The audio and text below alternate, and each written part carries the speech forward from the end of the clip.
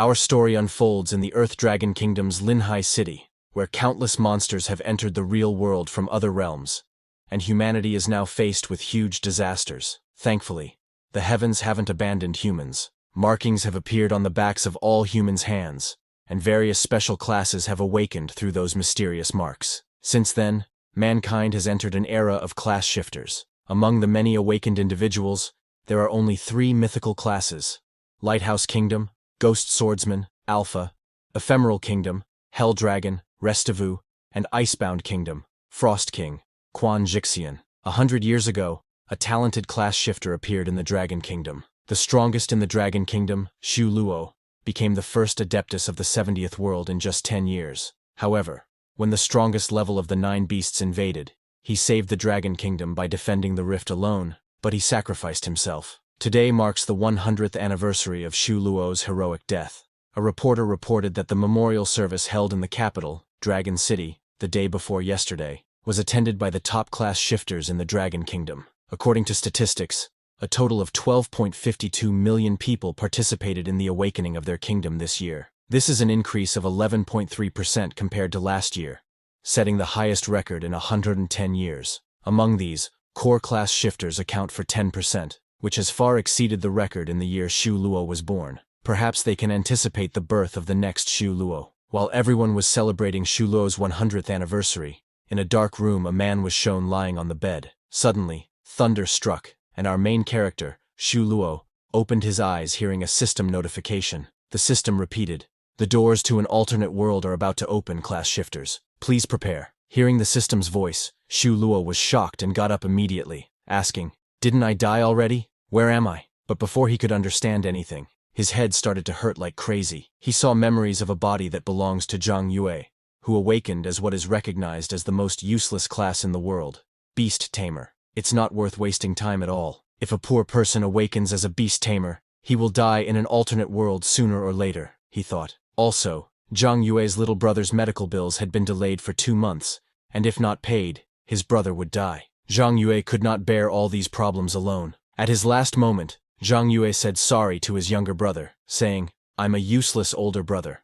I can't save you, and I can't save myself," and ate poison, and died. Seeing all those memories of Zhang Yue, Shu Luo realized what was happening. He never thought that he would reincarnate as a person with the exact same name as him 100 years later. Seeing that Zhang Yue was a beast tamer, Shu Luo understood why he died like that. The beast tamer class mainly relies on their pets to fight. In addition to improving their own level, they can't overlook the attributes of their pets. It has been calculated that in order to cultivate a powerful beast tamer, one must have enough wealth to take over a kingdom. For ordinary people, it's definitely not good news to awaken as a beast tamer. Shu Luo stood up and saw Zhang Yue's old photo. Looking at Zhang Yue's smiling face, Shu Luo picked up a raincoat and said, "Zhang Yue, a good-for-nothing young man who failed in life and committed suicide. But I used to be Shu Luo, the strongest in the Dragon Kingdom. Zhang Yue, since I've taken over your body and awakened again, I will take up your responsibilities and regrets, conquering this alternate world where the weak fight for food." He told Zhang Yue to think of it as his gratitude to him. Luo was ready, and a portal opened in front of him with a system notification saying, "The doors to an alternate world are about to open. Class shifters, please prepare." Luo had already told the system to open up. With a bright light, a portal to a different world opened, and Luo entered. Upon entering, the system recognized him as Xiao Luo, not Zhang Yue. The notification said, "Dear class shifter Shu Luo, greetings. The system has detected that you've been offline for 36,552 days. Offline idle reward income is 70 points per second, so Luo's total reward is 200 billion alternate energy points." Suddenly, a pouch appeared in front of Luo, and the system congratulated him on defeating the level 9 beast wave for the first time and completing the mythical achievement. It was an unparalleled achievement, and as a reward, he obtained a mythical level treasure, Supreme Oracle. When Luo got the Supreme Oracle, it automatically activated. Luo obtained a permanent buff. Now, alternate energy collection during online and offline status in an alternate world has increased 10,000 times, and this effect is now active. After it was activated, a huge amount of energy went into Luo's body. He obtained an additional 9999 times the idle income, totaling 2,000 trillion points of alternate energy. Luo was surprised to see billions of trillions of alternate energy. He couldn't believe that the most advanced beast wave in an alternate world, the reward for completing it for the first time, was so rich. Luo also obtained a class reset. The system asked him to please choose one of the 7 mythical core classes.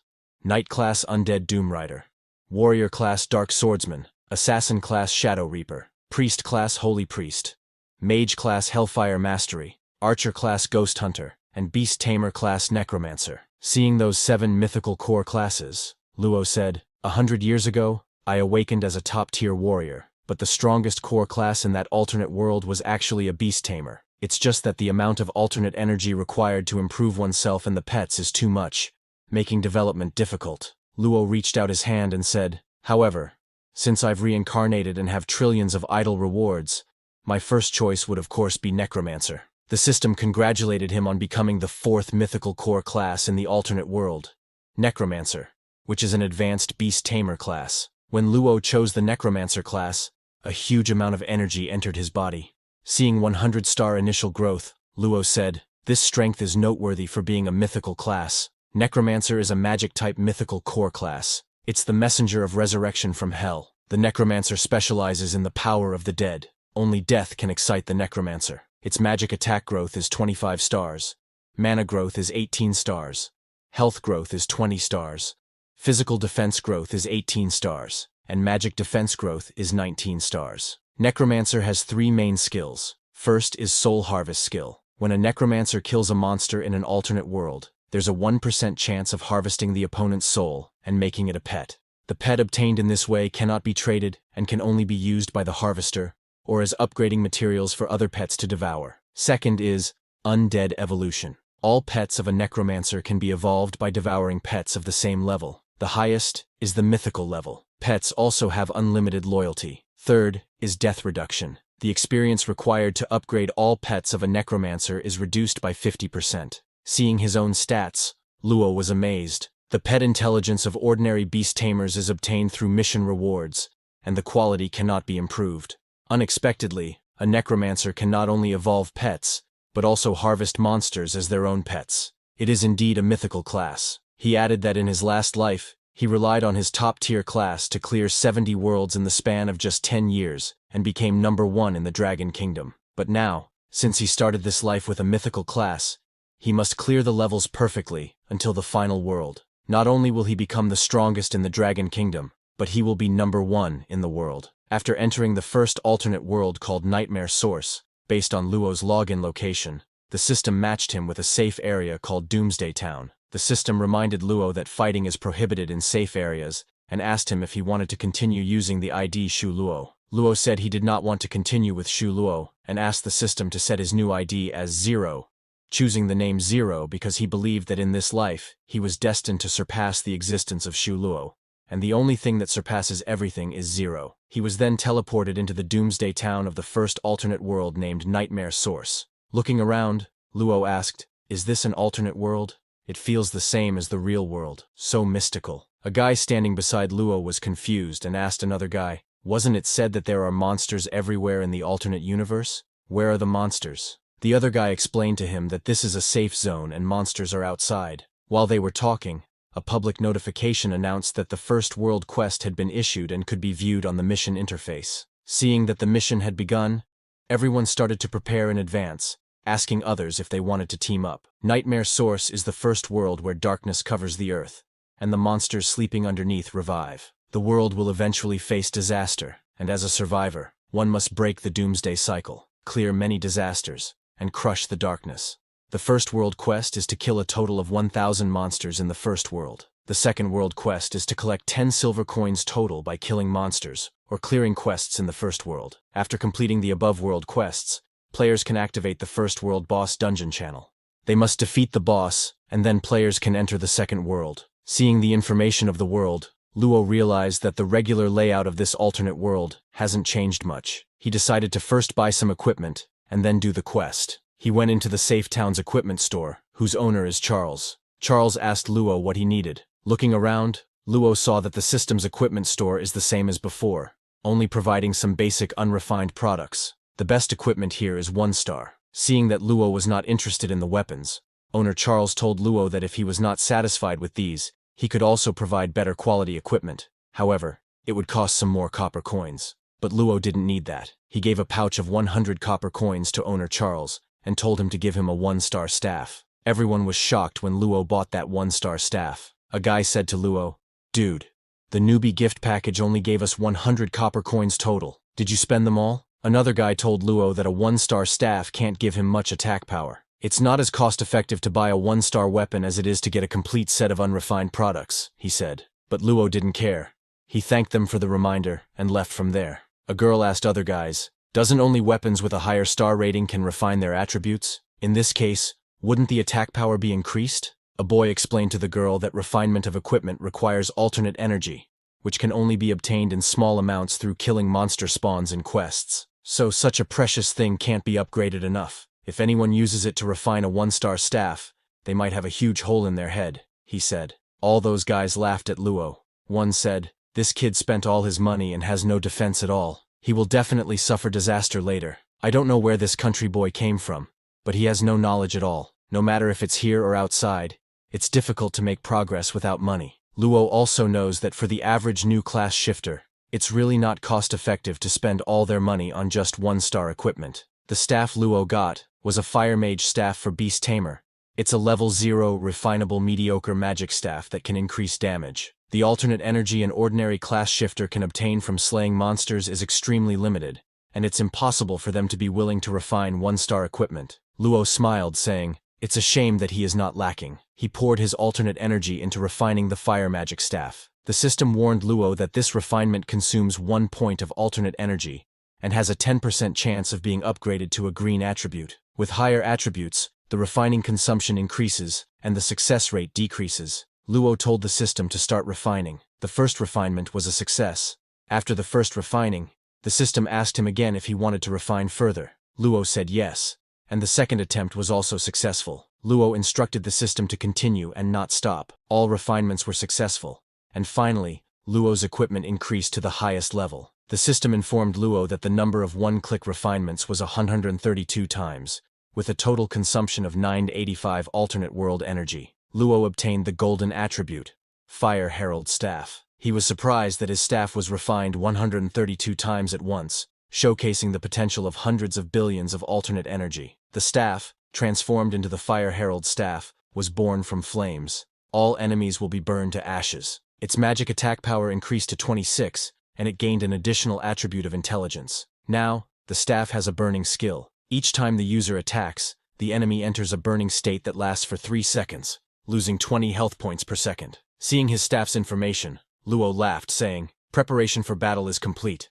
Now, let the show begin." Currently, Luo is a level 0 Necromancer Shift, a mythical core class with the name ID 0. His experience for leveling up is also 0. His stats are as follows: 56 magic attack, 18 physical defense, 19 magic defense, 200 health, and 180 mana. His intelligence is 12, which affects his magic attack. His agility is 10, affecting speed and critical damage. His spirit is 10, influencing mana. His stamina is also 10, affecting defense, and his constitution is 10, impacting health. Luo doesn't have any money, but possesses 2,000 trillion units of alternate energy. As a newbie who is as powerful as everyone else, he needs to work extra hard to survive in this alternate world. Luo then steps outside the safe town to hunt monsters. Outside, the nightmare for new class shifters has begun. Some people were fighting against a giant mutant rat. A warrior struck the rat with his sword, dealing only 2 points of health damage. His attack barely scratched the rat. Shocked, the warrior exclaimed, "Is this a low-level beast? It has so much health, I can barely deal any damage." Then, as the rat attacked, the warrior dodged immediately, knowing that if class shifters get hit, they could die. During the fight, suddenly a fireball came from behind and hit the giant rat, dealing 55 health damage in 1 strike. The warrior and his team were surprised and looked back to see who had cast the fireball. It was Luo, using his Fire Herald staff, whose burning effect had triggered the attack. With that single fireball, Luo killed the giant rat, earning 2 experience points and 10,000 alternate energy. He also obtained a bonus buff of 10,000 times the alternate energy. Mythical class shifters have buffs full of basic attributes, including max-level equipment. Those with ordinary classes need to form a team to kill even a giant mutant rat, but Luo can now take them down one by one. The warrior was shocked to see Luo defeat the giant rat so effortlessly. What kind of insane damage is that? A girl from the warrior's team noticed Luo's golden equipment and wondered if he could be an experienced class shifter. However, the warrior dismissed it, saying, "Who would have that much alternate energy to refine a beginner's staff in the early stages?" Curious about Luo, but understanding that he is a force to be reckoned with, they decided not to provoke him. Noting that level 1 beasts give too little experience, Luo decided to target only higher-level beasts. He knew that in this first alternate world, Nightmare Source, besides the giant mutant rats, there were also level 3 to 4 poisonous spiders, level 5 to 7 armored scorpions, level 8 to 9 wild boars, and the ultimate boss of the first world, the level 10 violent boar king. Luo decided that the beasts above level 3 in the abandoned factory were his best choice, and turned to leave. However, the warrior and his teammates stopped him. The warrior asked Luo about forming a team, saying they had a healer, a shielder, and a damage dealer. One girl flaunted her appeal, saying, "Cutie, can you take us with you?" Another girl also tried to persuade him, telling Luo she was a priest and could heal him. They didn't want to let Luo go, knowing they could easily clear the first world if they were with him. With a cold expression, Luo told them he didn't need them and asked them to move out of his way. Without saying anything, the warrior and his teammates moved aside, and Luo left. The warrior, still frightened, asked his teammates if they felt Luo's aura, noting that it was even scarier than the beasts. They noticed that Luo had headed toward the abandoned factory, rumored to be filled with high-level and dangerous beasts. They wondered if Luo was planning to fight alone, commenting, "As expected of a big boss, they don't follow the usual route." Inside the abandoned factory, Luo was immediately attacked by level 1 giant mutant rats and level 3 poisonous spiders. Using a thunder spell, Luo took them all down in 1 second. For killing each giant mutant rat, Luo earned 2 experience points and 10,000 alternate energy, and for each level 3 poisonous spider, he got 8 experience points and 30,000 alternate energy. After gaining 100 points, Luo leveled up, increasing his health by 30 and mana by 12, and he also gained 6 free attribute points. His current level is now 2, and the next upgrade requires 250 experience points. While Luo was reviewing his status window, a poisonous spider attacked him. Luo immediately used his staff to cast a thunder spell, and with a massive explosion, the spider's body exploded. After that, Luo continued killing those poisonous spiders one by one, until he leveled up again and became level 3. Now, the next level upgrade requires 1,000 experience points. Luo also unlocked the first skill bar and obtained the initial skill, Fireball. Luo was surprised looking at his status window. He never thought that even the upgrade bonus for the mythical class would be 6 times higher than that of ordinary classes. After leveling up 3 consecutive times, he now has 18 attribute points to use freely. Knowing that the Beast Tamer class has the same growth path as that of a mage, Luo ensured faster spellcasting and stable damage, and then leveled up his agility. He allocated 8 points to his intelligence, 5 to his agility, and 5 to his spirit. As for the initial skill, which isn't very powerful, Luo looked at it and thought that for those of ordinary classes with limited alternate energy, they generally wouldn't waste anything here. Unfortunately, what Luo lacks most in this world isn't alternate energy, so he decided to level this skill to the max. The Fireball spell is upgradable. He can cast it 10 times, using 3 mana points, and it has a 3-second cooldown. The system told Luo that to use Fireball, he must gather mana and release a fireball that causes magic damage equal to 110% of his magic attack power to a single enemy. A critical hit will cause the enemy to enter a burning state that lasts for 3 seconds, losing 5% of blood caused by the attack every second. Luo decided to upgrade the Fireball spell. For the first upgrade, it consumed 10 points of alternate energy, and the Fireball upgraded to D rank with its damage increased to 112%. The second upgrade cost 500 points of alternate energy, and increased the damage to 114%. The third upgrade consumed 3,000 points of alternate energy, upgrading the Fireball to a medium Fireball of C rank, increasing the damage to 140%, and the burning damage per second of the special effect was increased to 8%. The fourth upgrade cost 30,000 points of alternate energy, and the Fireball upgraded to Super Fireball, becoming a Grade A spell. It has reached the highest skill quality of Luo's current class level. The system told Luo to continue upgrading after his second class awakening. Luo was happy to see the results, saying, "Not bad. The damage of an initial skill at max level can reach 140%. Luo looked at the mission window and said, based on this progress, if he completes the first 2 world quests, he can reach level 8 no matter what. When the time comes, it'll be enough for him to just challenge the ultimate boss and complete the first world. While he was busy looking at his status, he heard a noise. When he looked to his side, there was a huge door, and from behind that door, someone called for help. Luo opened the door and saw an injured guy named Carl asking for help. Looking at Carl, Luo thought that except for the fact that players actually die after being killed, this world isn't that different from an ordinary game. Missions, dungeons, and the NPC in front of him showed that it's almost similar to a game. NPC Carl told Luo that his wife and children were killed by monsters, and asked Luo if he could help him kill those cruel scorpions. When Carl asked for help, a system notification appeared saying, "A plot has been triggered." The system asked Luo if he wanted to accept the quest to destroy the scorpions.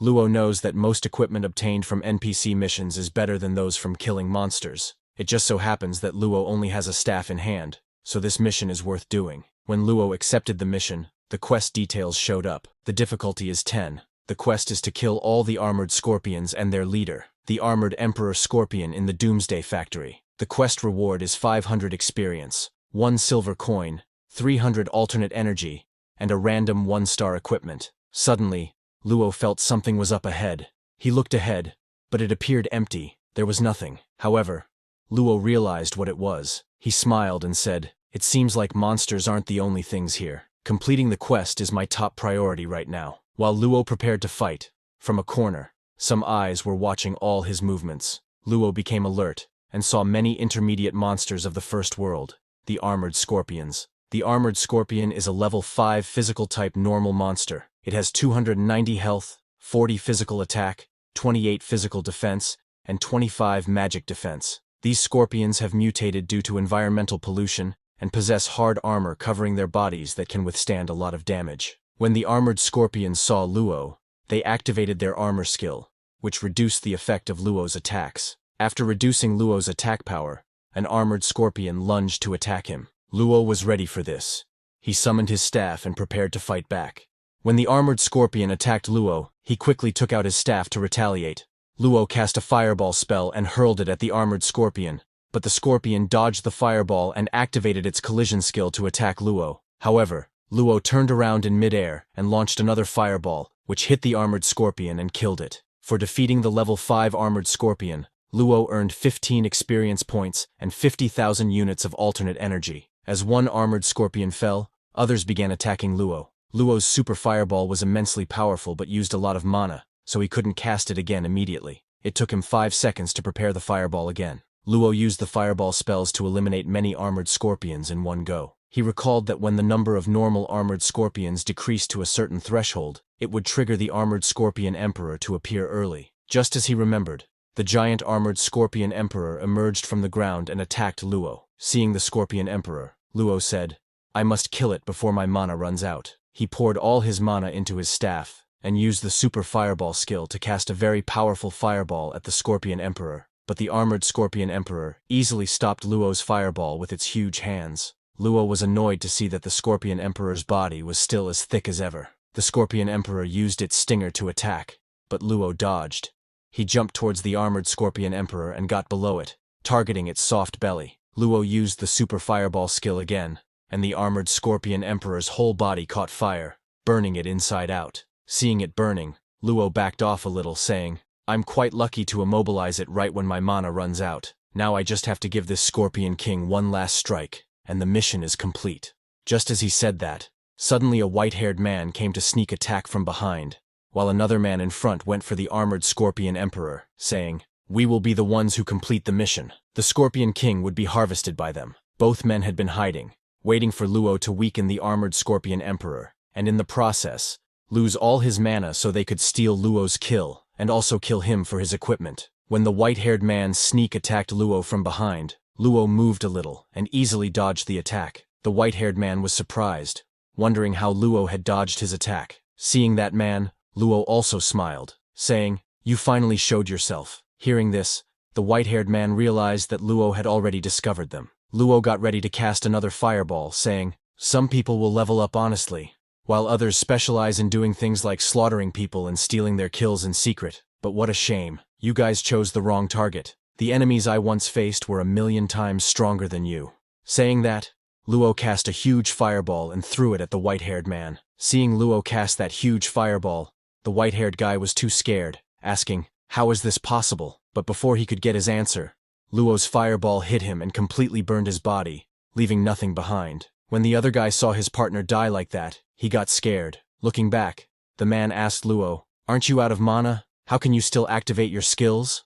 Luo told the guy, "If you hadn't said that, would all of you have shown yourselves?" Realizing that Luo was not a newbie, the man was taken aback. Because of Luo's fireball, the space caught fire, and in that fire, the already weakened armored Scorpion Emperor died, and its soul came out of its body. The purple soul went directly to Luo, and a system notification congratulated Luo for triggering the Necromancer class effect Soul Harvest, while killing the armored Emperor Scorpion. The system asked Luo if he wished to absorb the armored Scorpion Emperor as his pet. Seeing the notification, Luo said, "It looks like my luck is pretty good to trigger the class effect so soon."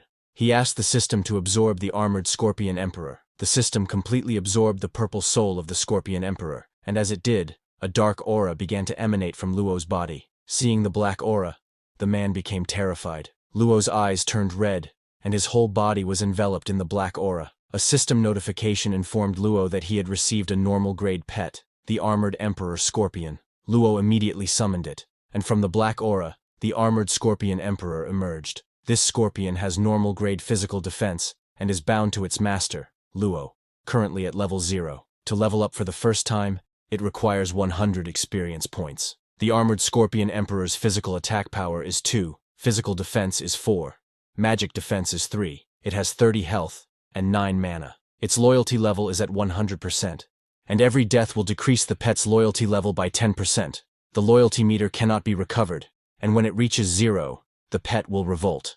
The armored Scorpion Emperor has an armor skill which reduces the damage it receives by 5%. This pet specializes in defense, and can protect the tamer by bearing attacks at the vanguard. When the armored Scorpion Emperor appeared, Luo received a system notification that, because of his Necromancer class effect, his pet's loyalty meter would be increased to infinity. His pet could devour any 10 normal-grade pets to level up to become elite grade, and the experience required to upgrade his pet is reduced by 50%. Seeing the notification, Luo said, "The reason beast tamers find it hard to grow is that the pets require the tamer's experience to level up. In the early stages, it takes double the experience. In later stages, when there are more pets, the demand increases exponentially, making it impossible for ordinary people." Luo smiled and added, "What a shame. The thing I don't lack the most now is experience points." Luo instructed the system to fully upgrade his armored Scorpion Emperor. The pet's D-rank skill, Armor, upgraded to A rank and turned into Steel Body. This A rank skill can decrease the damage received by the armored Scorpion by 30%.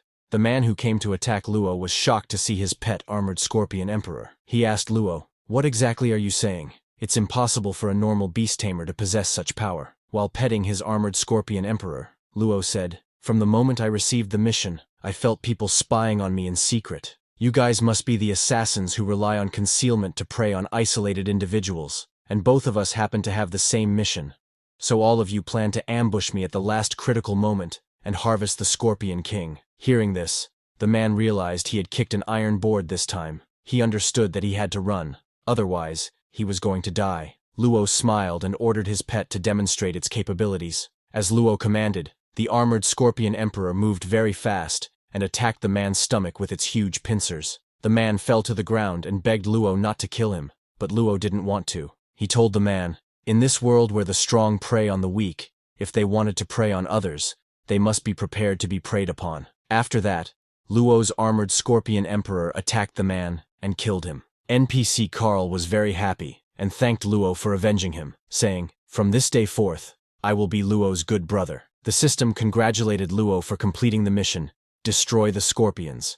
As a reward, he received 500 experience points and 1 silver coin, along with 3 million units of alternate energy. Luo obtained a magic necklace and armored leggings as equipment. After receiving 500 experience points, Luo leveled up and became level 4. His health increased by 30, and mana by 12. He also received 6 free attribute points. His next level up will require 2,000 experience points. After leveling up, Luo checked the new equipment he had acquired. The first piece was a magic necklace, a 1-star item that increases mana by 5 points and is refinable. The requirement to wear it is level 4. According to legend, this necklace is made of magic, and wearing it grants the wearer powerful magic abilities. The second piece of equipment was armored leggings, also 1-star and refinable, with a requirement of level 5. It increases physical defense by 7 and magic defense by 6, offering the wearer a significant amount of protection. Seeing the magic necklace, Luo said, "This is like a sleepy bug meeting a pillow. An equipment that adds mana came just when I am urgently lacking it." He instructed the system to fully upgrade it. The system upgraded the magic necklace 125 times, costing a total of 2,499 alternate energy, and congratulated Luo on receiving the golden equipment, Sacred Domain, Source of Magic. The armored leggings were upgraded 158 times, costing a total of 2,985 alternate energy, and Luo received the golden equipment, Armor, Hero's Protection. Wearing both pieces of equipment, Luo noted that with these two items, the armored Emperor Scorpion and he could level up to level 5 even quicker. But just as Luo started to walk, he was surprised by a notification, an area notice from the system. It announced, "All class shifters in Doomsday Town, please take note. A hidden secret realm, level 5 Doomsday City, has appeared near Doomsday Town. This secret realm will last for 1 hour. Please head to the secret realm to challenge it. The first person to clear the secret realm will receive generous rewards." Everyone was surprised to see a level 5 secret realm. Seeing that it wasn't too far, Luo confidently said, "With my current abilities, this initial clear reward will be mine." Meanwhile, at the entrance of the secret realm, some people had already gathered. A black-haired man was asking if anyone wanted to join him, saying it was rumored that the reward for the initial pass of a secret realm was high, and they could make a fortune. Another man disagreed, saying, "Entering a level 5 secret realm at our level is suicide. We'll earn the money at the cost of our own lives." The first guy explained that that's why he suggested they should form a team. Luo also arrived there and was surprised to see that there were quite a few people wanting to challenge the secret realm. As Luo approached, a man pushed him aside, making way for his president, who was wearing full-body golden armor. Seeing the gold-armored guy and his man's behavior, someone asked, "Who does he think he is, acting all high and mighty?" To which another man replied, "That gold-armored guy is Liu Yao. He's the son of the richest man in Linhai, Louis Yue. The Liu family owns the 3 largest drugstores in Linhai City, and his net worth is as high as billions. Mr. Liu has always been high profile. A full set of 1-star equipment as his subordinate costs tens of thousands." As they were talking, the girl who came with Liu Yao recognized Luo as Zhang Yue and asked him why he was here. From Zhang Yue's memories, Luo also recognized that girl. She was the ex-girlfriend of Zhang Yue, and her name was Lin Yuer. Lin Yuer approached Luo and tried to insult him, saying, "An ordinary beast tamer like yourself who can't even pay rent. Surely you don't plan on entering a level 5 secret realm, right?" Luo got angry and asked her if that was a problem. Lin Yuer was shocked, thinking, "What's up with him? Shouldn't he be begging me to give him another chance like before?" She tried to show Luo his place and hugged Liu Yao, saying, "Only strong men like our brother Yao are qualified to pass this secret realm. You of all people shouldn't have such wishful thinking." Liu Yao also hugged her to show Luo and said, "It feels bad to be dumped, doesn't it? If you ask me, people should be self-aware and realize that there's no point in holding on." But Luo didn't care what they did. "Lin Yuer is just a worn-out shoe to me. You can take her if you like. As for the secret realm, the ones with wishful thinking are others." When Luo put Lin Yuer in her place, she became extremely angry and shouted, "Zhang Yue, what nonsense are you spouting? Brother Yao, look at his arrogance. Hurry and teach this guy a lesson." Luo smiled upon seeing her anger and advised her to cherish her life first. Hearing that, Lin Yuer became even more enraged, exclaiming, "What a bluff! He's just a piece of trash." She insisted, but Liu Yao felt something strange. He noticed that Luo's rank and class weren't clearly visible, as if they were deliberately hidden. Uncertain of Luo's strength and not wanting to engage recklessly, Liu Yao decided against confrontation, saying, "I'm in a hurry to enter the secret realm and have no time to waste with you. I'll spare your life this time." As he headed into the secret realm, Liu Yao attempted to flaunt his wealth again, asking, "Brothers, do you have your resurrection scrolls? Enter the secret realm with me, and you'll get the initial pass." All the men accompanying Liu Yao confirmed they had the resurrection scrolls and happily entered the secret realm with him. When they left, a man felt pity for Luo. He placed his hand on Luo's shoulder and said, "Just give up. We're poor losers. We're no better than these second-generation rich people." But Luo didn't care, and told the man that if he also felt like a poor loser inferior to others, he should find ways to make himself stronger. Luo knows the owner of his body, Zhang Yue, is poor, but that has nothing to do with him. Hearing this, the man thought Luo was still pretending, A man asked the others if they heard that everyone in Liu Yao's party has a resurrection scroll worth 3,000 yuan each. Another man said, as expected of the rich second generation, it's said that you can use up to 2 scrolls within 7 days, which is equivalent to having 3 lives. It seems like the initial pass will belong to the Supreme Guild, but Luo didn't think so. He knows that in the secret realm, one must pass through Lord Monsters, and with Luo's current strength, this is more than enough to deal with small mobs, but he won't be able to defeat the final Lord Monster. So, unless the Armored Scorpion and Luo both reach grade 5, and Luo upgrades the equipment and skills, he doesn't stand a chance in the duel. Understanding all that, Luo didn't go into the secret realm and left from there. On the other side, Liu Yao and Lin Yuer entered the secret realm. Still angry at Luo, Lin Yuer said, "Brother Yao, he bullied me like that. So why aren't you avenging me?" Liu Yao told her that there were too many people. If someone had the intention to tarnish the Liu family's reputation by saying that he, Liu Yao, killed class shifters on purpose, it would be a great loss. He told her to relax, saying he will make that useless beast tamer kneel in front of her and apologize sooner or later. Hearing that, Lin Yuer became happy and thanked Liu Yao, saying, "I knew you would treat me the best." On the other hand, Luo went into the forest to hunt monsters. He attacked a monster with a fireball, dealing 269 critical hit. A system notification informed Luo that his pet Armored Scorpion Emperor had upgraded to grade 5. Luo understands that the pets of an ordinary beast tamer need the same amount of experience as their owner, but thankfully, a Necromancer's pet upgrades only require half. In the early stages, Luo only needs to kill a few small mobs to quickly upgrade the Armored Scorpion Emperor. Luo was continuously using fireballs and killing all the monsters that came his way. Some hunters were watching Luo kill those monsters easily. One of them recognized Luo, saying, "Isn't that the poor loser who was fighting with Liu Yao just now? Turns out he's this powerful? He killed a level 5 scorpion instantly. We made a mistake. We shouldn't have ridiculed him." After killing all the monsters from that area, Luo left for a different area, but some girls blocked his way when they saw Luo's strength. They tried to charm Luo with their beauty, saying, "Can I be your girlfriend? I promise to do anything you want and never betray you." But Luo didn't even look at them and left from there. After some time,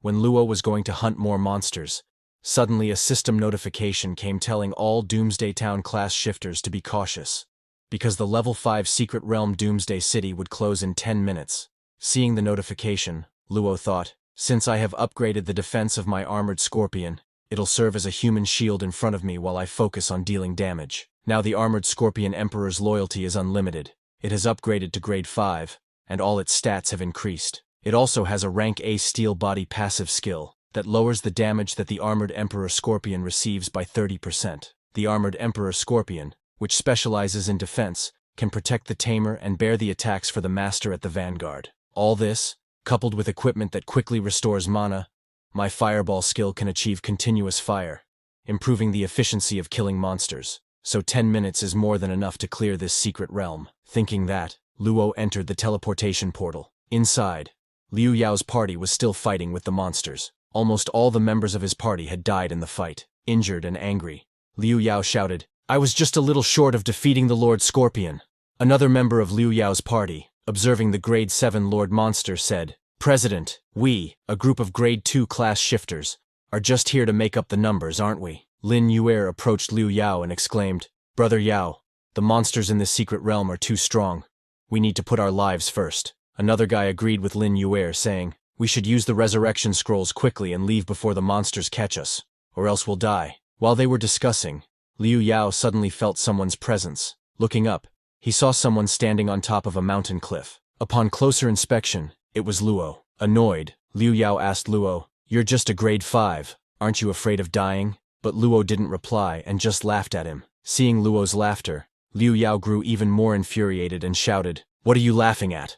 I'll teach you a lesson you won't forget." Seeing him that angry, Lin Yuer tried to calm him down, saying, "Brother Yao, there's no way a poor guy like him could have the money to buy a resurrection scroll. He'll just die." Liu Yao's underling told him that the monster was catching up, and they needed to get out of there first. They used the teleportation scrolls to escape the secret realm. While teleporting, Liu Yao called Luo an idiot who overestimates himself. He told Luo, "You'd better die in the secret realm and save me the trouble of doing it myself." After they left, Luo sighed in relief, saying, "They finally left. I don't have to put up with those pesky brats." Subsequently, the system welcomed Luo to the level 5 secret realm Doomsday City, and informed him that the quest was to kill the Secret Realm Guardian, the Armored Scorpion Lord, which is a physical type level 7 Lord monster. Just as the system's explanation ended, the ground beneath Luo's feet cracked, and the Armored Scorpion Lord emerged. The Armored Scorpion Lord is a level 7 monster with 80 physical attack, 55 physical defense, 50 magic defense, and 1,149 health. It also possesses an armored skill called Collision. Upon seeing the Armored Scorpion Lord, Luo remarked, "As expected of the Scorpion Lord, he's different from those minions. His health alone is several times that of theirs." He summoned his Armored Scorpion Emperor, ordering it to attack. The Scorpion Emperor struck the Scorpion Lord with its huge claws, dealing 22 health damage. Impressed by the effectiveness of the equipment and skill of the Armored Scorpion, Luo prepared to cast his fireball. He used his Super Fireball skill and threw 3 fireballs at the Scorpion Lord, achieving a critical hit that dealt 206 health damage and caused the Scorpion Lord to lose an additional 45 health from burning. The Scorpion Lord, now furious, jumped to attack Luo with its huge claws, but Luo dodged, and his Scorpion Emperor grabbed its claws to stop it from moving. Luo then channeled a large amount of mana into his staff and made a fireball to attack the Scorpion Lord. He used his Super Fireball skill and launched 6 continuous fireball strikes at the Scorpion Lord. The fireballs hit the Scorpion Lord on the head and injured it, causing its head to bleed. In anger, it roared loudly and attacked again with its claws, but Luo dodged this last attempt. After that, the Scorpion Lord lost all its health and died. Luo stood atop the Scorpion Lord's corpse and said, "It was easy." Immediately, a public system notification announced, "Congratulations, Class Shifter 0, for the initial pass of the Secret Realm Doomsday City. You have obtained a Black Iron level secret scroll." Everyone was shocked that someone had actually passed. When they realized the one who passed the Secret Realm was called 0, everyone was surprised, asking, "He's so strong that he actually cleared the level 5 Secret Realm." Lin Yuer and Liu Yao were the most shocked. Lin Yuer asked Liu Yao, "Right now, everyone's only grade 1 to 3, and the guardian monster of this level 5 Secret Realm must be at least grade 6-7. So how did someone kill them?" Liu Yao told Lin Yuer that the announcement appeared just a few minutes after her ex-boyfriend entered. Hearing that, Lin Yuer was shocked. She couldn't even imagine that it could be Luo. She told Liu Yao that it was impossible, saying, "You also saw that Luo hid his ID at that time and didn't even have a pet, so how could one person defeat a grade 7 monster?" Liu Yao also didn't want to accept that he was weaker than Luo. When Lin Yuer mentioned this, he immediately agreed, telling her, "You're right. Some other people must have gotten involved." Liu Yao then stood up and declared, "The one who was able to kill the Lord Scorpion must not be an ordinary person." He ordered all his men, "I want you to find this person with the ID name 0 immediately, no matter the cost. Have him join Liu Yao's Supreme Guild and work for us." In unison, all of Liu Yao's underlings shouted, "Yes, sir." When Luo killed the Armored Scorpion Lord, it dropped many items. Luo was thrilled to see that the drop rate of Lord monsters was higher than that of ordinary ones. Among the loot were copper coins, blueprints, equipment, and most importantly, scrolls. Luo got a level 5 secret scroll. The quality of the scroll was Black Iron level, and it would consume 1,000 alternate energy points to upgrade to the bronze level. After opening it, Luo would receive a guaranteed amount of silver coins and a Black Iron level bounty mission. Everyone was surprised to see that Luo got a secret scroll. One person remarked that since the emergence of the alternate world, the secret scroll had only appeared 10 times in the first world. Another person noted that the secret scroll was impressive but lamented its low level. One eager buyer even offered to purchase it, saying, "I'm willing to buy the secret scroll for a high price. Message me privately if you see this." Another guy offered $3,000 to buy it from Luo. Well, a secret scroll could be upgraded with a few $1,000s, but for Luo, it was just a one-click upgrade. He upgraded the scroll, and a system notification announced, 1,000 alternate energy points consumed. Congratulations on upgrading your secret scroll to bronze level. 2,000 alternate energy points consumed. Congratulations on upgrading your secret scroll to silver level. As the scroll continued upgrading, it reached king level. Luo thought that since there had never been a silver level secret scroll in the first world, if it were to hit the market, it would probably cost hundreds of thousands of dollars. For ordinary class shifters, that would undoubtedly be a large amount of money, but Luo's goal was to pass through these alternate worlds. Thinking this, he used the level 5 king level secret scroll. A system notification announced, "You've used level 5 king level secret scroll. Congratulations on obtaining a gold coin and a bounty mission. Rescue survivors. Please complete the task within the limited time, and you'll receive generous rewards." Luo was surprised. wondering what kind of king-level bounty mission was just about escorting an NPC. Confused, Luo checked the details of his rescue survivor's king-level bounty mission. Its difficulty was 100. The mission description stated, "Darkness covers the earth, monsters resurrect, and mankind faces disaster. In the first alternate world, Nightmare Source, find the survivor Aelin, bring her to the safe zone in Doomsday Town." Rewards were unknown, and the time limit was 12 hours. If the task wasn't completed within this time, Luo would fail, and this task would disappear permanently. Seeing the time limit, Luo immediately checked the mission location and found that it was in level 10 Berserk Forest. Luo was surprised to see level 10 showing on the map, as he was only level 5. Luo also knew that wild boars appear in Berserk Forest. Wild boars are normal grade level 10 monsters with 100 physical attack, 68 physical defense, 65 magic defense, and 720 health points. They also have a violent dash skill. Luo knew that a wild boar in a violent state shouldn't be messed with. Before approaching one should consider whether they can withstand an impact of 500 kilos. Moreover, the wild boars usually appear in groups, so it may be difficult to deal with them. But Luo set that aside, and decided to find Aelin first. In the Berserk Forest, a little girl named Aelin was running away as a wild boar chased her. While running, she was crying and asking the wild boar why it was chasing her. But suddenly, there was an explosion around the wild boar. It was Luo who used his fireball spell to kill the wild boar and save little Aelin. Aelin called Luo brother, asking if he was here to save her. Luo said yes. When Luo found little Aelin, a system notification reminded Luo that the time remaining to complete the mission was now only 10 hours. After the notification, the whole Berserk Forest was filled with the roars of wild boars. Luo wondered if this was related to the mission, because as soon as he found Aelin, the wild boars in the forest started to get restless. Suddenly, a wild boar came running to attack them. Luo moved fast, dodged with Aelin, and used a fireball to attack that wild boar. When Luo attacked, the wild boar lost 123 health and continued losing more due to a burning effect. However, that wild boar was not alone. Luo saw tens of wild boars surrounding him. Noting the minimal damage from before, Luo realized these wild boars were tough. Even his mythical class, equipped with a gold attribute staff and an A-rank fireball, barely made a dent. Luo knew that if Aelin died here, the mission would fail. Thinking quickly, he summoned his armored scorpion emperor from his shadow, which roared loudly and immediately engaged the wild boars in battle. From behind, Luo readied his super fireball skill. He then hurled a fireball at the wild boars battling the armored scorpion emperor.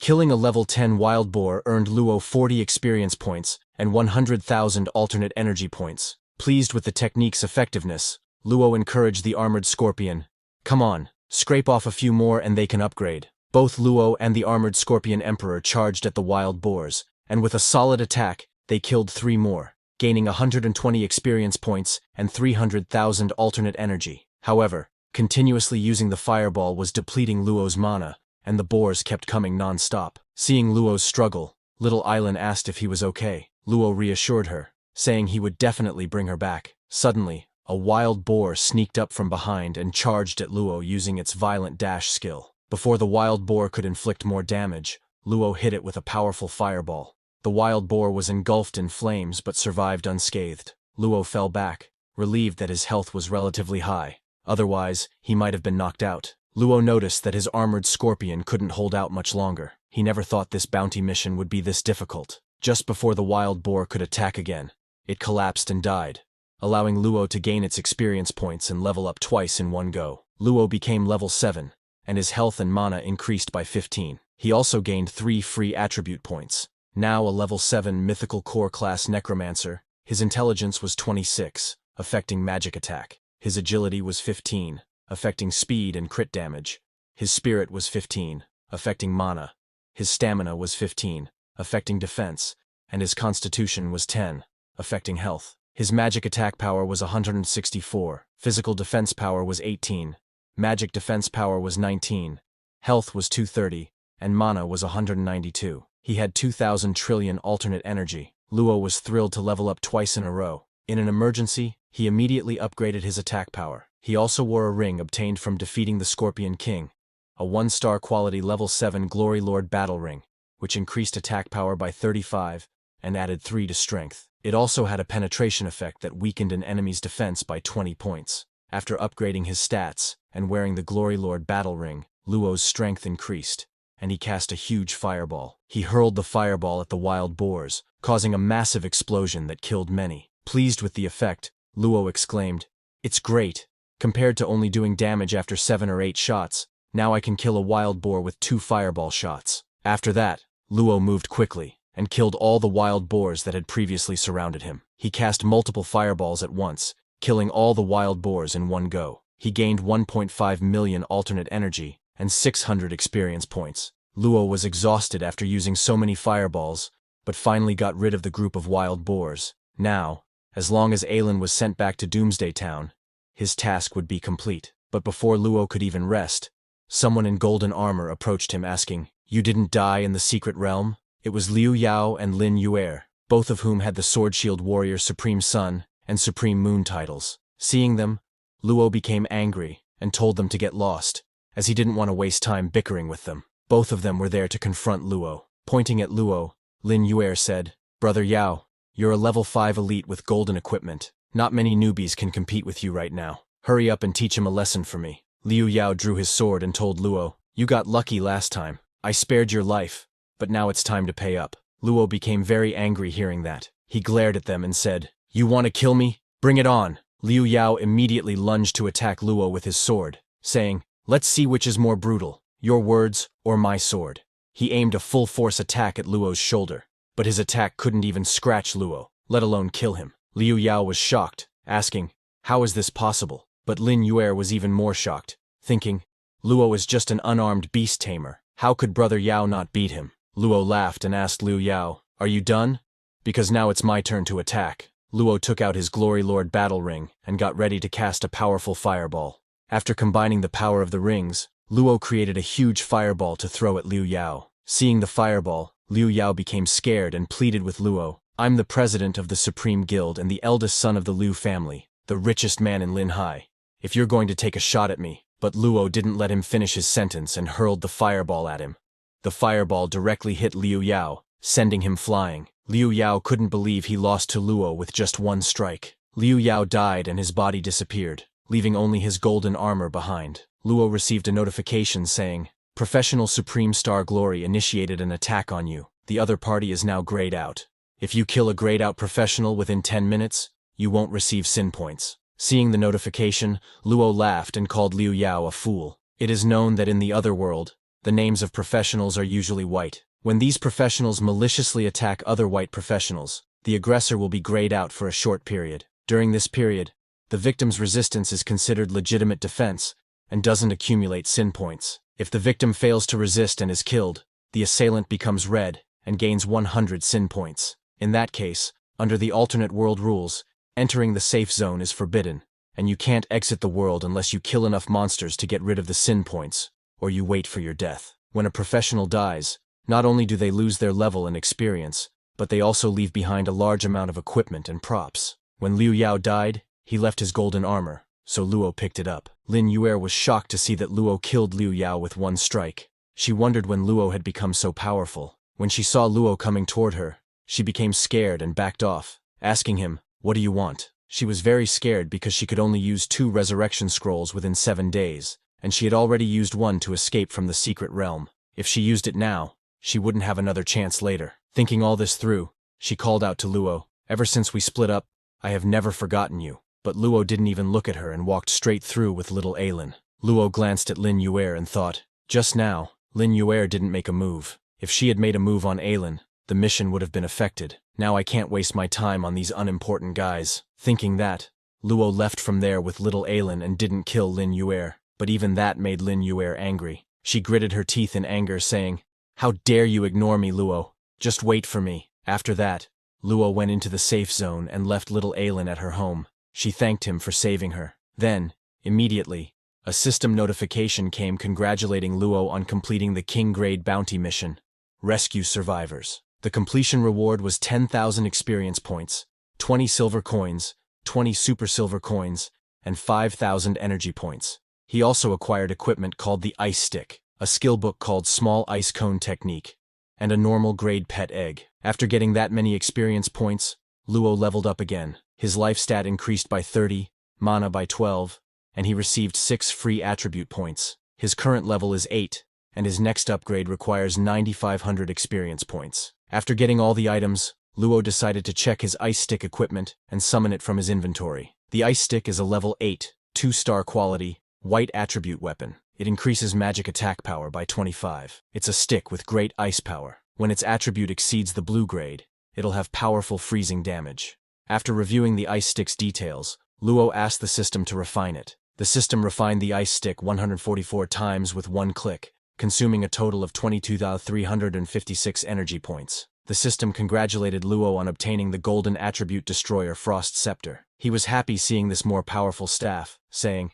"The higher the quality of the equipment, the more energy is consumed for refining. Fortunately, no matter how much, it's not a problem for me." Suddenly, Luo remembered that among the rewards he had just received, there was also a pet egg. Looking closely, Luo saw that this green egg was just a normal grade pet egg. He checked his inventory and realized that he already had many eggs in his inventory. It turns out Luo had also collected a lot of common pet eggs while battling the monsters. Not interested in those eggs, Luo decided to feed them all to the armored scorpion, whose eyes lit up at the prospect. Just as Luo fed the eggs to the armored scorpion, system notifications popped up saying, "Your normal level pet armored scorpion with 10 evolutions left has devoured your normal level pet frenzied boar. The current evolution value is 1 out of 10. Just like this message, Luo received multiple notifications as the armored scorpion devoured more and more eggs. After the armored scorpion devoured all the eggs, another system notification congratulated Luo on the evolution of his pet. Luo's normal level armored scorpion had evolved into an elite level silver armored scorpion. The color of the armored scorpion changed to silver as it evolved. The armored emperor scorpion is a normal level physical defense type monster bound to Luo. Its loyalty is at 100, which decreases by 10 points each time a pet dies. Loyalty cannot be restored, and when it reaches 0, the pet will rebel. Currently, the armored scorpion is level 8, and the experience needed to level up is 100. It has an iron armor passive skill. Silver armor defense reduces the damage taken by the iron armor scorpion by 5%, and increases the silver armor scorpion's defense by 10%. It also has an anti-armor elite pet unique effect. When the silver armor scorpion takes damage, 30% of the damage will be reflected back to the attacker. Luo patted the armored scorpion, saying, "Not bad. A 2-star stick and a silver armored scorpion, along with the golden equipment Liu Yao contributed earlier, should be enough to fight the first alternate world's ultimate boss." But before that, Luo said he needed to go back and replenish some supplies. Saying that, he opened the teleportation portal and left the alternate world. From there, Luo arrived in his apartment from where he had teleported before. Just as he arrived, his phone started ringing immediately. Luo picked up the phone, and on the other end, a doctor said, "Mr. Zhang Yue, for the last time, I'd like to remind you that if you don't pay the 390,000 medical expenses that your brother Zhang Zhao owes, the hospital will stop all treatment for your brother." Luo told the doctor to give him the hospital's payment card number, and he would call them back in 10 minutes. He opened his inventory, thinking he would sell a few pieces of golden equipment and easily earn a few million.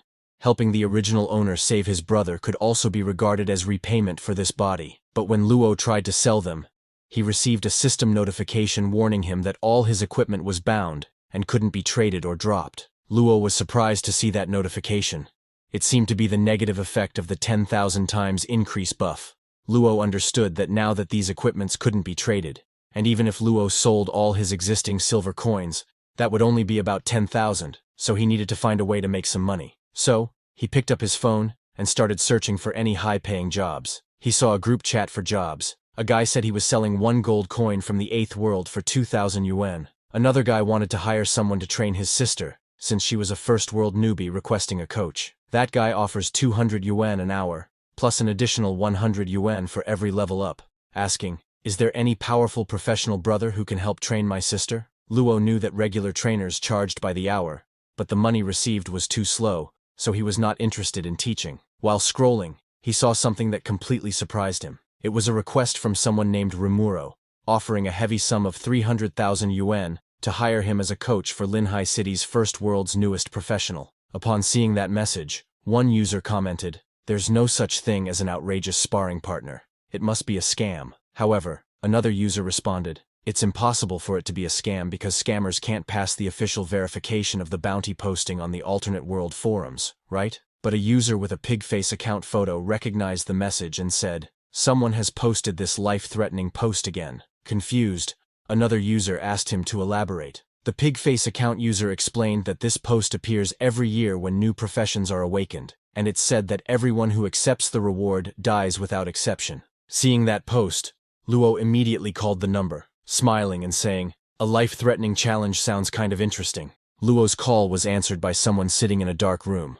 Luo asked the person about the coaching job for 300,000 yuan and what the conditions were. The person who posted the request, a woman, explained the conditions. First, the job was for someone who had just recently obtained their class. Second, the task was to guide the designated individual to complete the first world. Hearing this, Luo agreed, saying it didn't matter if it was the first world or the second world, but he requested 390,000 yuan for the job. The woman told Luo that after they were done, he could have 400,000 yuan. Pleased, Luo asked when they could start, and the woman told him they could begin in 10 minutes. She informed him that the person he had to guide would be waiting for him at the spawn point of Doomsday Town. The call ended. Just as the woman had said, 10 minutes later, Luo arrived at Doomsday Town. Luo thought to himself, making it past the first world is one thing, but bringing someone through it for 400,000 is worth it. He smiled and said to himself, it's a pretty good deal, as long as the other person pays up. While looking around the entrance of Doomsday Town,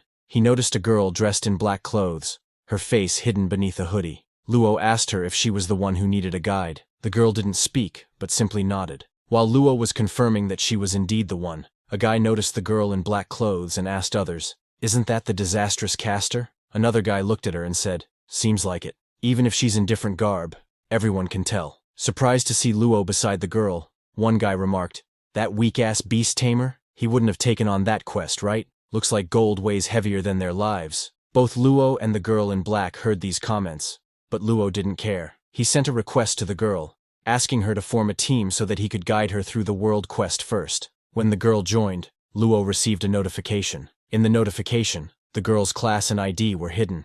It only showed that she had joined the team. It was suspicious, but Luo didn't think much of it, and immediately headed towards the dungeon. While they were on their way, Luo asked the girl if she was aware that to make it past the first world, they had to complete 2 prerequisite quests, defeating 1,000 monsters and collecting 10 coins. The girl in black clothes nodded again. Noticing that she was only level 1, Luo explained the alternate world settings to her. He told her that she wouldn't be able to harm monsters 5 levels higher than herself. Even if Luo reduced their health to 1 HP, it would be useless. She wouldn't be able to kill them. So Luo took out his ice staff and told her that they would first complete the prerequisites and gain some levels along the way. When they arrived at the dungeon, a level 3 armored scorpion attacked them. Luo used his super ice pick to attack the monster, dealing 389 health damage. Seeing the attack power, Luo thought, while it's a skill I got from the previous quest, it's not as effective as Fireball, but as a supportive skill, it's not bad. After freezing the armored scorpion in ice, Luo looked back and asked the girl to hurry up and finish it off. The girl was surprised at first, but then cast a spell. A purple flame emerged from her hand, and when it touched the ice trapping the armored scorpion, it dealt only 1 point of health damage. However, that single point of damage was enough to shatter the ice and kill the armored scorpion. The girl received 3 notifications of leveling up and was surprised to see that she had gained 3 levels at once. While she was still in a daze, another armored scorpion suddenly attacked her from behind. Luo noticed and shouted for her to watch out, but the girl didn't have time to react. Luo quickly jumped in and saved her. He immediately stood up and cast a super fireball spell, throwing it at the armored scorpion, which exploded and killed it. Luo looked around for any other monsters, but to the girl, he looked like the hero of her dreams who had just saved her from danger. However, her dream ended when Luo let go of her and coldly told her to get up, saying they were moving on to the next level. As Luo walked into the forest, he was deep in thought about the 400,000 yuan fee for this quest. Feeling a bit suspicious, he asked the girl how old she was. She didn't speak, but sighed and indicated that she was 21. Hearing this, Luo remarked, "Everyone should have awakened to their class by 18, so you should have been able to get started 3 years ago. Why is your level still so low?" Hearing his question, the girl suddenly stopped walking. Confused, Luo asked her what was wrong. The girl removed her hoodie, revealing a very beautiful purple-haired girl underneath. She first thanked Luo for his help, and then asked him to leave, offering to give him a partial refund later on, and requesting that he not tell her sister about this. Luo was surprised because he had assumed she couldn't talk. Luo then told her that he had already promised her sister, so he would take her through the first world. The The girl, surprised, asked Luo if he hadn't heard what people were saying about her. She explained that she carried the Star of Calamity and was a vessel of disaster. Because of this, she would constantly bring trouble to anyone who accompanied her. She thought Luo would get scared and leave her, but he didn't care. He told her that he had been wondering what exactly a vessel of disaster was. The girl tried to explain, but before she could speak, a mocking voice interrupted saying, "Disastrous caster is out here ruining someone else's life again." Luo looked in the direction of the voice and saw some thugs approaching. One of the thugs told Luo that the disastrous caster was exactly as the forums described. Anyone who took on her request would die a horrible death, but those who managed to take her life would get a huge boost of experience and alternate energy. The leader of the thugs ordered his men to charge, declaring, "We're doing this for justice." The girl, scared, said, "These people are 5 to 6 levels higher than us. We can't take them. They're after me, so just run." But Luo didn't agree with her. He pulled out his ice staff and said, "Don't I have a say in this? And what about the 400,000? Before Luo and the thugs could start fighting, a third party intervened, commenting, "Looks like a brawl is coming right up." It was Liu Yao and Lin Yuer with their guild members. One of the thugs asked his boss, "Isn't that the rich kid of that billionaire Lin Hai Liu Yao?" He warned his boss that if Liu Yao joined in, they wouldn't stand a chance. The thug boss told him to keep quiet and approached Liu Yao saying, "Brother Liu, we're just here to do the public a service. We're not here to get in your way." But Liu Yao told him to shut up and walked directly up to Luo, placing a hand on Luo's shoulder and angrily saying, "We keep running into each other." Luo smiled and asked Liu Yao if he was there to give him more free gifts. He warned Liu Yao that if he died now, he wouldn't be able to use that revive scroll for 7 days. However, Liu Yao didn't get provoked by Luo. He sighed and ordered his men to get him. All of Liu Yao's men drew their weapons and charged at Luo. Seeing them coming, Luo also prepared to fight, but Liu Yao, seeing Luo's reaction, got confused and asked, "What's with this reaction?" He then turned around and saw all his men charging at Luo. Angry, Liu Yao started hitting his men, shouting, "You're misunderstanding me here. I told you to steal someone's look, not to steal Luo's look." After getting beaten, his men understood what Liu Yao meant. Watching Liu Yao beat his own men, Luo got confused. Suddenly, Liu Yao's men surrounded Luo and the girl in black clothes. Luo got ready to fight, but instead of attacking, Liu Yao's men took out some presents and offered them to Luo. The girl in black clothes was shocked and asked, "What is this?" But the most shocked was Lin Yuer, who thought Liu Yao had come to kill Luo. She asked Liu Yao, "What's the meaning of this?" But Liu Yao told her to shut up. He approached Luo and said, "Luo, I know you're not afraid to use force, but I am, so I would like you to accept these gifts to show my sincerity." With a big smile on his face, he told Luo that these were hand-picked gifts he had asked someone else to prepare. "These are irreplaceable gifts," he said, "and if you join my guild and serve me, then they'll all be yours for the taking. We can even negotiate your salary too." He offered Luo 500,000 a month in salary. Lin Yuer and the thugs were shocked to hear the offer. Lin Yuer stepped forward and said to Luo, "For a poor sod who lives off eating dirt, this offer is something you won't be able to get even with 10 years of effort. You should listen to me and just join our guild and be on the winning side." She spoke as if she were doing Luo a favor, but inside, she was thinking that if she managed to recruit Luo, her brother Liu would be very pleased with her, and she would have a chance to lord over Luo as well. 2 birds with 1 stone. Hearing this, Luo smiled and said, "I am a man who recognizes worth in those who are mightier than me. Perhaps you'd like to test how worthy you are with your strength? Maybe then I'll consider your offer." Lin Yuer became very annoyed and asked, "Are you insane, Luo? 500,000 a month? I bet you won't be able to earn that much in a year. What right does a broke guy like you have to reject this offer?" With a calm expression, Luo replied, "Birds of a feather flock together. If everyone's like you, wouldn't I be abandoning my pride to bark at someone's feet?" This made her even angrier.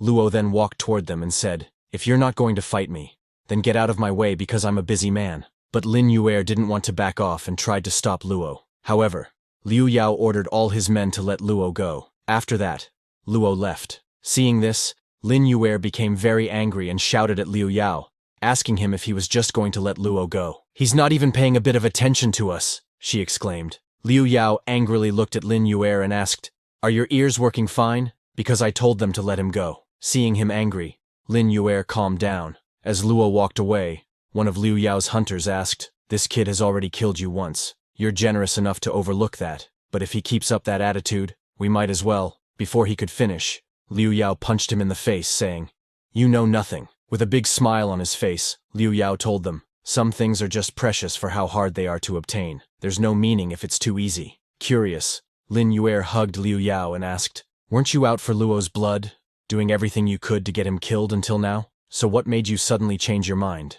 He told Lin Yuer that it was probably after Luo killed him last time. He asked her, "Since Luo is a broke guy who can't even afford gold equipment, how did a beast tamer like him manage to get such a high damage output?" He explained that Luo was more than meets the eye, and Liu Yao must bring Luo to his side, in his guild, no matter what. Angry, Lin Yuer thought, "What do you mean by more than meets the eye? I know you more than anyone here. That guy is just a broke idiot. Just you wait, Zhang Yue. You'll be on your knees the next time we meet." On the other side, when Luo and the girl reached a safe place, the girl thanked Luo for covering for her earlier. Luo told her to save it because he wouldn't get paid if she died just like that. With no hope in her voice, she told Luo that she didn't think he would be able to finish this. Confused, Luo asked her why she would even post in the forums if she had so little confidence. "You could have just chosen not to show up. Why would you still bother to enter the alternate world?" he asked. She replied, "You don't get it. I gave up a long time ago, but my sister did not." She opened her information screen and told Luo to have a look to understand what the Vessel of Disaster means. Luo saw the information in the system window.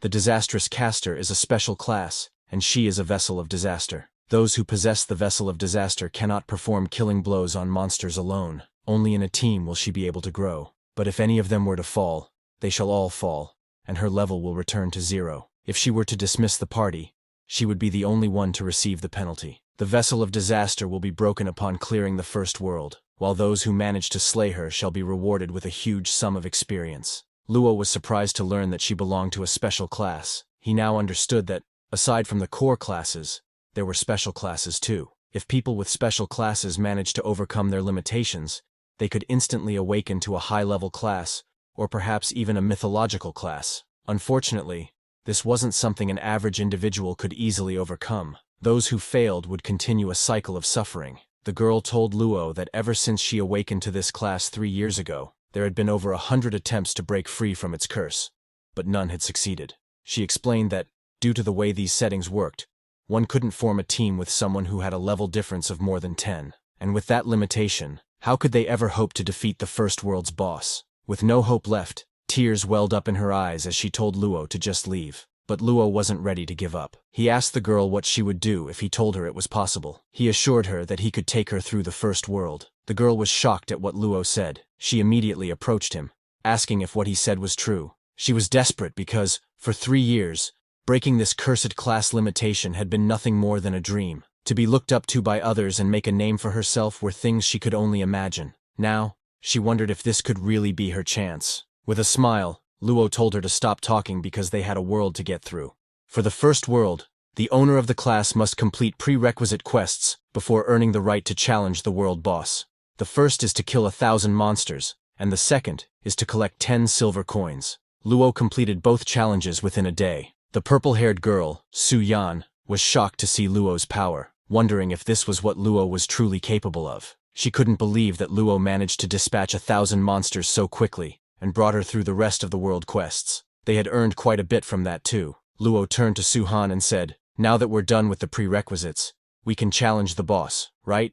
Su-han was surprised, but told him that she was fine with that. Luo noticed she seemed distracted, and asked her what was wrong. She told Luo that it was just that normal people aren't as strong as he is, and someone like him wouldn't even consider accepting her request. Luo smiled and told her that he wasn't that normal, he was middle class. Su-han was at a loss for words as she didn't expect that. Luo felt very embarrassed, realizing that it sounded a lot better in his head, and thought he should have avoided mentioning his wealth in real life. Seeing Luo embarrassed, Su-han complimented him, saying it was very amazing. Suddenly, a system notification appeared, informing them that the first world prerequisite quests, collecting 10 silver coins and killing 1,000 monsters, were completed. Since the prerequisites were met, the system asked them to confirm the boss challenge. Luo clicked on the confirm button to start the boss challenge. The system began loading the first world nightmare source boss sector, and then a bright portal appeared in front of Luo and Su-han, leading to the demon abyss.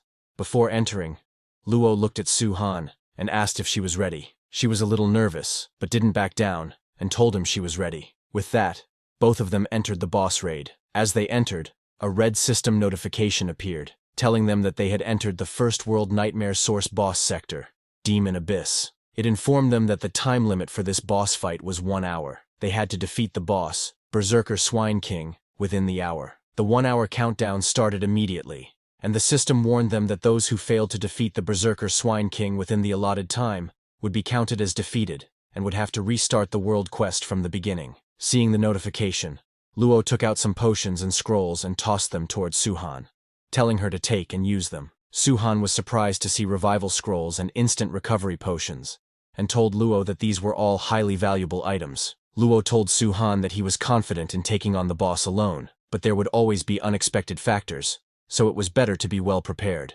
Luo then summoned his armored scorpion, saying he would just use the armor he got from the drop, and what he received from Liu Yao. He would equip the heroic armor of the Protector onto his silver-armored scorpion. With all this, tanking the boss's attacks wouldn't be a problem. After equipping the heroic armor of the Protector, Luo's armored scorpion turned into the silver-armored scorpion. Its physical grade increased to elite, and it was now bound to its master, Zero. The silver-armored scorpion is a defense-type monster with 100% loyalty to its master. When loyalty decreases by 10% each time the pet dies, loyalty cannot be restored, and when it reaches 0, the pet will rebel. Currently, the silver-armored scorpion is level 8 with 2 physical attack power, 74 physical defense, 65 magic defense, and 610 health points. Suhan was surprised to see the silver-armored scorpion's stats, but suddenly, a loud sound came from behind. Luo smiled upon hearing that sound and said, "Here it comes." The next second, the Berserker Swine King appeared right in front of Luo and Suhan. The Berserker Swine King's aura was very dominating, with long metallic front teeth that looked very dangerous. The Berserker Swine King looked very angry as it approached the intruders of its territory. The Berserker Swine King is a 2-star boss with a physical level of 10, possessing 210 physical attack power, 140 physical defense, 130 magic defense, and 9,400 health points. It has Berserk, Wild Charge, and Deadly Stomp skills. As the ruler of the Nightmare Source, standing in the passage to the first world, those who attempt to cross its path and enter the second world shall be smashed to smithereens by the Swine King. Seeing the Swine King's stats, Suhan became very scared. She tried to tell herself not to be afraid. Now was her chance, but she couldn't stop shaking in fear. We couldn't even beat it as a group, and now there's just the 2 of us. Seeing her so frightened, Luo understood that her repeated failures had turned into fear, so he decided to go alone. He told Suhan to stay back and provide support or healing to the scorpion when needed. Suhan asked Luo what he would be doing, and Luo smiled, telling her, "I'm just here to clean up after the little piggy." Hearing Luo call it a little piggy, the Swine King became furious and charged at them. Luo also charged at the Swine King while casting his Super Fireball spell, throwing it directly at the Swine King, dealing 325 health damage. But when the smoke from the explosion cleared, Luo saw that the Swine King was completely unscratched. With its 9,400 health points, 300 damage was nothing. Seeing this, Luo said, "As expected, bosses have thicker skin. It won't be easy to break through." The Swine King roared loudly and charged at Luo again, but Luo's silver-armored scorpion came from behind and smashed the Swine King's head into the ground with full force. The silver-armored scorpion dug its legs into the ground to prevent the Swine King from pushing it away. Then, Luo moved forward and used his continuous fireball skill to attack the Swine King, throwing multiple fireballs at it while it was pinned down by the scorpion. Luo thought that as long as the Swine King kept taking hits, he would be able to end it. But the Swine King had other plans. It used its Wild Charge skill and, with full force, sent the armored scorpion flying towards Luo. After breaking free from the scorpion, the Swine King roared loudly, glaring at Luo with anger. The armored scorpion stood up again, and seeing the Swine King's power, Luo said, "Looks like it's not going to be that easy." The enraged Swine King used its Reckless Charge skill, its most powerful move, increasing its attack power by 50%. Suhan recognized the skill and screamed, telling Luo that he had to dodge it. The silver-armored scorpion also prepared to defend, but Luo asked it to wait a bit. The Swine King got very close, but Luo still didn't attack, instructing the scorpion to wait just a bit longer. He was waiting for the Swine King to get very close. When it was just a few centimeters away, when the timing was perfect, Luo immediately took out his ice staff and cast the Super Ice Pick spell. Ice covered the entire ground, stopping the Swine King in its tracks. Its face froze in the attack, dealing 400 health damage. Luo thought his attack had stopped the Swine King, but suddenly Suhan screamed from behind, telling him that lower star bosses tend to have a 50% status resistance, so the effects of frost wouldn't last long. Just as she said, the Swine King immediately broke the ice and roared loudly, causing the whole dungeon to shake. Su-han told Luo that the Swine King was mad now, and from what she had heard, when the Boar King was in this state, it would start using Deadly Stomp. But before the Swine King could use its Deadly Stomp skill, Luo's armored scorpion attacked it from behind again, trying to smash its head into the ground. However, the Swine King was prepared and immediately used its stomping skill to counter the scorpion. Seeing this, Luo exclaimed, "Not my 400,000! He quickly got ready to cast a powerful attack and asked Su-han to recover his scorpion's health. Su-han said, "All right," and immediately raised her staff to cast a recovery spell. As Luo's silver-armored scorpion recovered, it used its huge claws to defend against the Swine King's attack. Su-han warned Luo that even though his armored scorpion was fully healed, it wouldn't be able to last long. They lacked the damage output needed to make up for the difference. But Luo didn't think so. He cast both ice and fire spells together and told Su-han, "We don't need to wait that long. With this, it's more than enough." Luo unleashed his full power and cast the Dance of Fire and Ice spell at the Swine King, hitting it directly. The Swine King's body started to burn in flames, and then a huge ice wall with spikes formed around it, dealing even more damage. The Swine King screamed in pain, but because its lower half was frozen, it couldn't escape. The Swine King continued to burn in flames, and silver coins began to fall from its body. Luo smiled and said, "Even a level 10, 2-star rank monster can't withstand a heavy bombardment from a 2-star golden equipment of a mythical class." Luo used his mana to amplify the power of the fire, and hurled more fireballs at the Swine King. As the fire grew stronger, the Swine King's screams became louder and louder. Su-han was shocked, because she had never seen anyone use these two skills with such mastery. After burning in flames for a long time, the Swine King finally fell to the ground and died.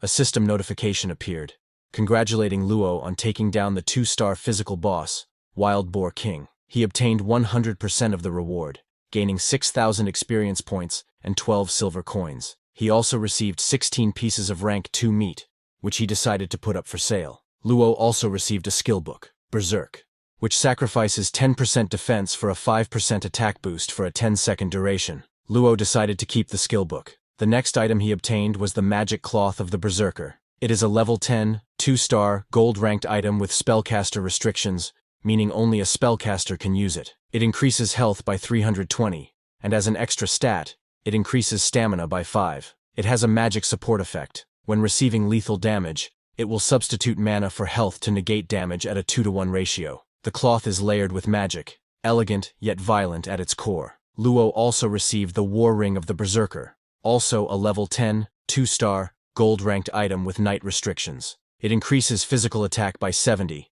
and as extra stats, it increases strength by 5 and agility by 5. It recovers 55 health per damage dealt. The ring is blood-stained, and only fresh blood can sate its hunger. Luo decided to keep these 2 items for his armored scorpion. On the other hand, Su-han received a system notification congratulating her on breaking the class restrictions of the Disastrous Caster's class limitation, Vessel of Calamity. After breaking the class restrictions, she evolved into the core class of Taboo Sorcerer, which is an epic class. Seeing the notification, Su-han started to cry. She couldn't believe if it was real or if she was dreaming. She had actually managed to shed the Disastrous Caster status and evolve into an epic core class.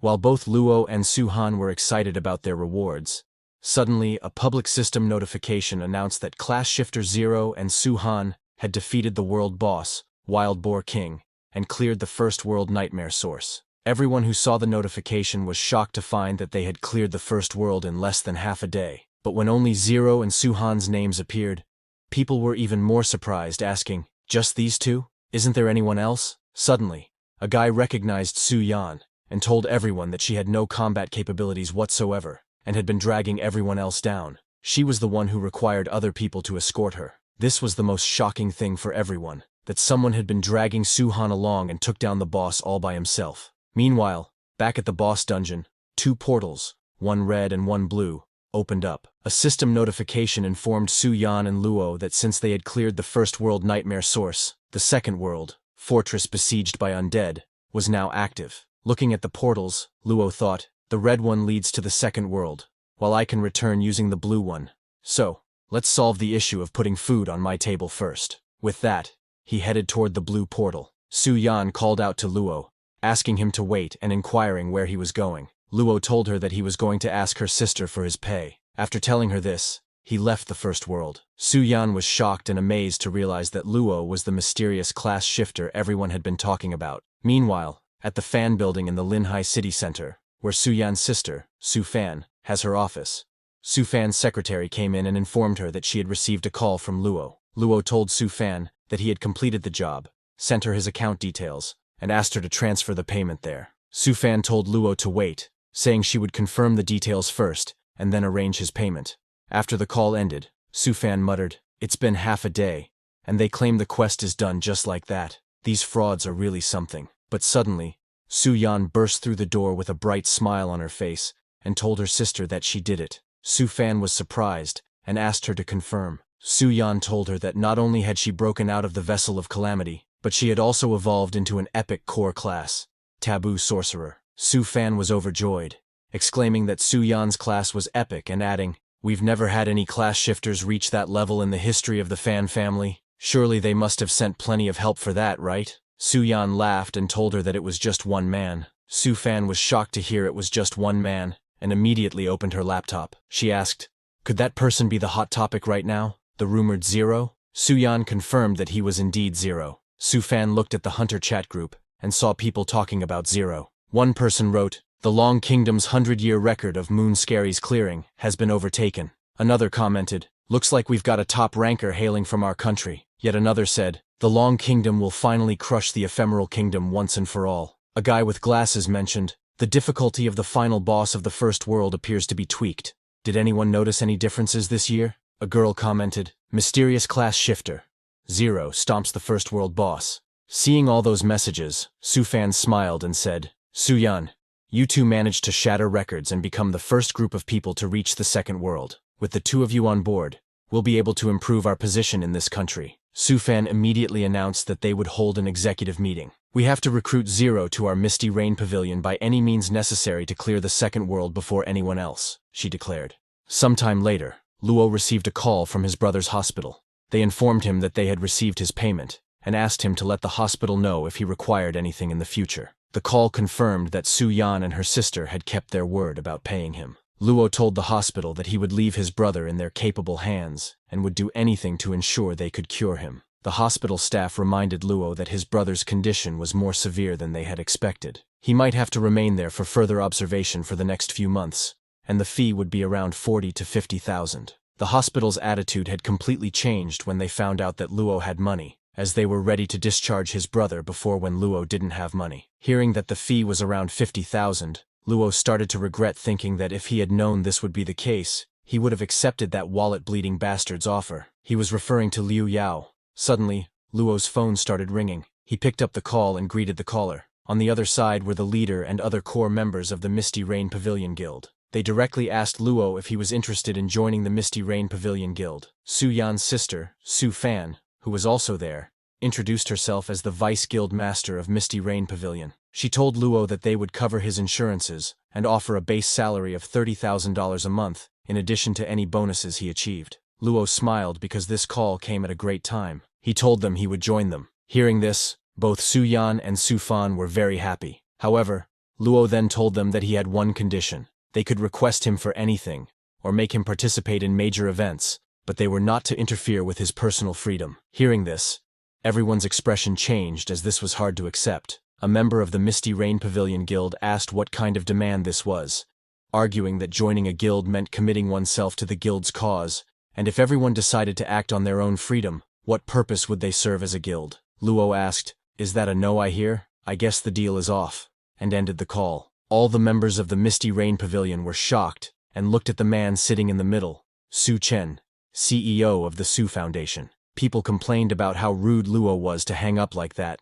arguing that having someone with no respect for the guild would be problematic. Hearing this, Su Chen asked Su Fan if this was the person she wanted to poach no matter the cost. Su Fan explained to him that Luo was the class shifter who managed to shatter their 100-year record by defeating the boss of the first world and clearing it in less than a day. He was a once-in-a-century prodigy, so they must use this chance to secure him. Su Chen was still not convinced. But then Su Yan joined her sister and told her uncle Su Chen that Luo was really something else. Su Fan suggested that they could fulfill Luo's conditions first, and then negotiate from there once he joins. Su Yan agreed with her sister, noting that after all, Luo did say he would participate in their activities.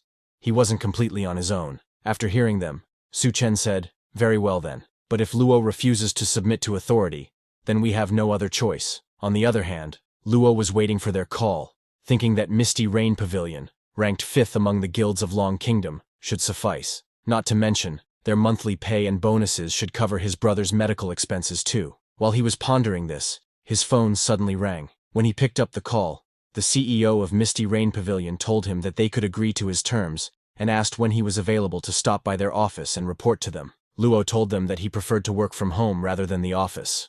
Since they were both in Linhai, the time zone shouldn't be an issue. The same goes for logging in. Su Fan was shocked to hear that, saying it would be difficult. Hearing that, Luo said, "You can't do that?" Before he could complete his words, Su Fan told him they could do it. They would go with that then. Luo smiled as everything was going according to his plan. Luo ended the call, thinking, "Now that I'm done with the negotiations with the guild, I won't have to worry about income for now. Time to make progress with the alternate world." He opens the system, which asked him to please select the world he wished to enter.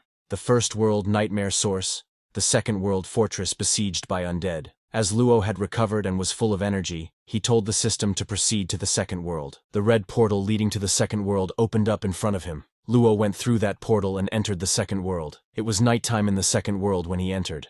A system notification welcomed Luo to the second world, Fortress besieged by undead, informing him that he was at the safe gate zone Z, Narden Town. Another system notification told Luo about the second world, Fortress besieged by undead. The background of the second world is that it is the end of times as the world meets its end. Humans under the encroaching darkness were mutated. The mutated humans besiege the fortresses as zombies. As a fortunate survivor of Norden, Luo must cooperate with other survivors. Once the fortress is breached, there is nowhere to run. World Quest 1 is to get past the secret realm. Progress, 0 out of 1. And World Quest 2 is to participate in and succeed in repelling 3 waves. Progress, 0 out of 3. After completing the above quests, Luo may challenge the second world boss and enter the third world. Luo knows that the level requirement for the secret realm is at least 15, so he needs some levels before he can even think about it. As for the second one, he will just have to wait. While he was thinking, suddenly he heard someone shouting, "Hurry! The next wave will be arriving soon." Luo looked in the direction of the shouting and saw that it was Captain Norris, who has a question mark over his head, indicating that he is an NPC. NPC Norris was angry, saying, "Those damn zombies had to attack Norden now, of all times. We don't even have enough weapons in stock to supply our fellow brothers in arms." Luo saw that the whole place was in chaos. All the soldiers were busy with their work. He remembers that while Norden is the safe zone of the second world, it gets periodically attacked by waves of zombies, which certainly keeps things tense in a place like this. While Luo was looking around, he was approached by NPC Norris, who came to Luo and said, "Young warrior, a battle is going to break out at any time. Will you head to the west of Norden and gather materials we can use to forge and maintain our weapons?" It was a quest for Luo which he could accept or decline. Luo knew that there were a total of 10 quests available at Norden, and this one was among the hardest and most time-consuming, with targets ranging from level 11 to 20. A system notification about this quest appeared. Resource Gathering is a regular quest with 200 difficulty points. The quest's description stated that Norden's stock of weapons needed to be resupplied. Luo was to head west of Norden to the military base occupied by zombies and gather resources by killing them. The quest progress was 0 out of 100. For this quest, Luo had to gather 100 fire cores, 100 ice cores, and 100 poison cores. The rewards for this quest included 100,000 experience points, 50 silver coins, 9,000 energy, random 2-star equipment, and 2 skill books, or a pet egg. Seeing the notification, Luo smiled, thinking this might well be the most rewarding of all quests. Once this quest was completed, he might as well be done with the entire world. Luo told NPC Norris to leave it to him. Norris was very happy to hear that, and thanked Luo. Luo then went to Norden's outskirts, where the former military supply base was, but everything was on fire. The whole area was surrounded by fire zombies, and there were hundreds of zombies walking everywhere. When Luo arrived there, he immediately summoned his armored scorpion, saying, "Let's get started." He attacked a zombie with his super fireball, dealing 266 damage, and the burning damage increased by 50 more. When one zombie was attacked, Other zombies noticed Luo and charged at him while roaring. The zombies easily walked past the flames on the ground and jumped to attack Luo, but Luo's armored scorpion used its huge claws and crushed that zombie on the ground. Seeing zombies walk past his flames, Luo realized that not much damage could be done to these fire-resistant zombies. He then took out his ice staff, and with a big smile on his face said, "Let's see how long you can last." Luo stood back and ordered his silver-armored scorpion to take the zombies' aggro. The silver-armored scorpion roared and charged at the zombies, grabbing them with its claws and gradually dealing damage. The armored scorpion was equipped with A-rank protective skills, a level 8 war ring of the Berserker, level 8 boar-pelted boots, and level 5 leg guard of heroes. Impressed by his armored scorpion, Luo said, "Having an elite monster like the armored scorpion around, equipped with all sorts of lifesteal and protective skills to sustain itself, there's no way these fire zombies can take it down." The ease with which it took down the zombies was a bit unsettling for Luo. Luo then raised his staff to use an ice spell, saying, "Now, I will meet fire with ice." Saying that, he threw ice arrows at the zombie the armored scorpion was holding. The zombie was covered in ice, and its body was pierced by the ice arrows, killing it instantly. A system notification then informed Luo that he had killed a level 11 fire zombie, earning him 50 experience points and 110,000 energy. He also received 1 bronze coin. Luo was disappointed to see just 1 measly bronze coin, commenting on the low drop rate for these monsters. Seeing that this method of killing zombies was effective, Luo immediately prepared to cast more ice spells. He cast multiple ice spells at once, killing many fire zombies in one go. He gained many bronze coins and experience and leveled up. However, after all that effort, he only had 50 fire cores. Luo remarked, "It's still a long shot when it comes to finishing the quest, especially with that abysmal drop rate." Feeling hungry, Luo decided to just log out and find something to eat for now, planning to pick up where he left off tonight. But suddenly, something roared loudly, surprising Luo, and the pressure around him became very heavy. Luo looked up to see what it was, and suddenly, a huge portal mixed with ice and fire opened in the sky. Seeing the portal, Luo said, "Could that be the respawn timer for the Lord monsters?" When the portal fully opened, a huge monster emerged, whose one side of the body was in flames and the other half was covered in ice. This monster was a level 14 flaming ice zombie sovereign, a magic-type Lord monster. Luo guessed correctly that Lord monsters are too valuable. Knowing that he could get a good equipment drop or skill book from it right now, he started laughing. The zombie sovereign noticed him. Luo took out his ice staff, ready to fight. The zombie sovereign smiled, roared loudly at Luo to distract him from using his spell, and then punched the ground, covering it with ice. Luo was shocked, and before he could do anything, his legs froze in the zombie sovereign's ice attack. This was a very bad situation for Luo because now he couldn't dodge the zombie sovereign's attacks. The zombie sovereign made an icicle spike and threw it at Luo with full speed. Luo somehow broke the ice and jumped to the side to dodge the icicle spikes, but could not completely avoid them. A system notification informed him that he had taken damage from the flaming ice zombie sovereign's icicle spike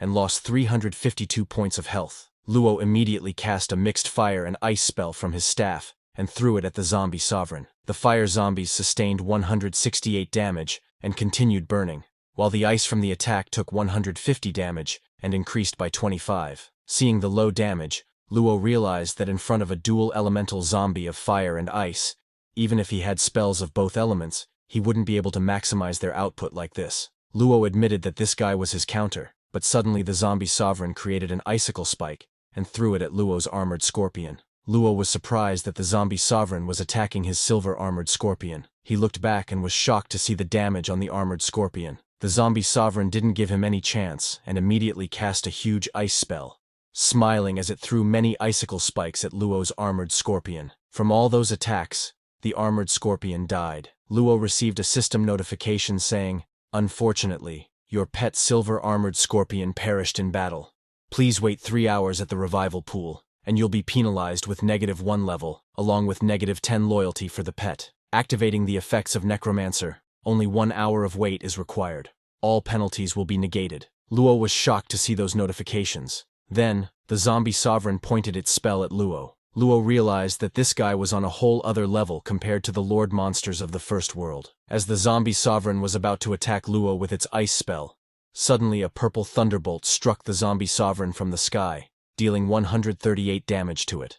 The one who attacked the zombie sovereign was Su Yan. Seeing her there, Luo called her Paycheck Lady as she is his boss's niece. Su Yan joined the fight, telling Luo that she would help with crowd control, and asked him to keep doing his thing. Luo smiled because now he was not alone. With ice and fire spells, Luo started attacking the zombie sovereign, dealing 150 damage from each attack. Luo told the zombie sovereign that even if it resisted his attacks, he would just whittle it down. The zombie sovereign became very angry and tried to attack Luo, but Su Yan used her magic to recast Luo's fireball spell, which covered the whole zombie sovereign's body in flames. Luo looked back and was shocked that Su Yan could do that with a fireball too. Then, Su Yan raised her purple staff and cast her ray of light spell. Purple light rings appeared above the zombie sovereign and started putting pressure on it. The zombie sovereign screamed in pain. Luo was shocked to see Su Yan's power.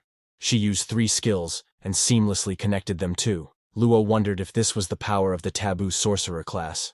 Luo then raised his staff and simultaneously cast fireball and ice pick spells, throwing them at the flaming ice zombie sovereign.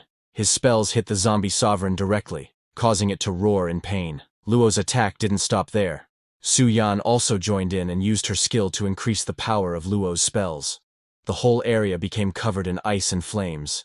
The zombie sovereign burned in those flames and died. A system notification congratulated class shifter Su Yan for her collaboration in taking down the level 14 flaming ice zombie sovereign. As a reward, they received 3,000 experience points, of which 80% was for the 2-member group and 20% for the last hit. They also received 4.2 million energy points. Seeing the reward, Luo thanked Su Yan and the zombie sovereign, and decided to split the rewards 50-50. However, Su Yan declined, saying it was fine. She told Luo that she had just arrived herself to take on a quest, and they just happened to run into each other. She mentioned that she hadn't properly thanked Luo yet for getting her this far. Confused, Luo told Su Yan that her sister had already settled his bills for her. Su Yan told him that it was from her sister, not from her. With bright purple eyes, she looked at Luo and officially introduced herself as Su Yan, and asked for his real name. Luo thought for a second whether he should tell her or not, but eventually decided to trust her. He shook hands with her and introduced himself as Luo.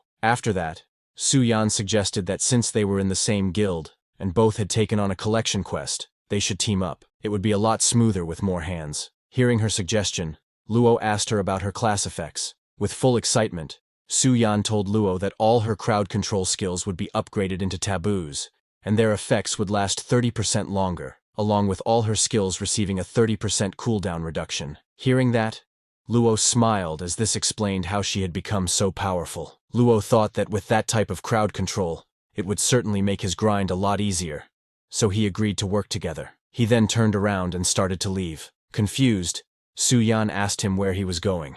Luo told her that he would head back to Norden, and they could regroup in 10 minutes. Su Yan was very happy that she could now work with Luo. She looked at Luo and remembered telling herself in her childhood that she would marry whoever managed to break this curse of hers. Suddenly, she snapped back to reality, and felt very embarrassed thinking all that. On the other hand, Luo, after walking, reached Norden town. Before entering the town, he stopped and opened his inventory to check the rewards from killing the zombie sovereign. There were 3 pieces of equipment and a skill book as a reward. Luo received dashing boots of ice and fire, a 2-star quality white attribute equipment, usable by mage and beast tamer classes. It increases physical defense by 55, magic defense by 50, and agility by 10. When wearing the boots, agility increases by 10 every time an attack lands, lasts for 5 seconds, and effects cannot stack. Luo immediately wore his dashing boots and said that he would sell the 1-star stuff and keep the rest. Since Luo needed a stronger and more damaging skill, he decided to use the skill book. He channeled his energy into the skill book,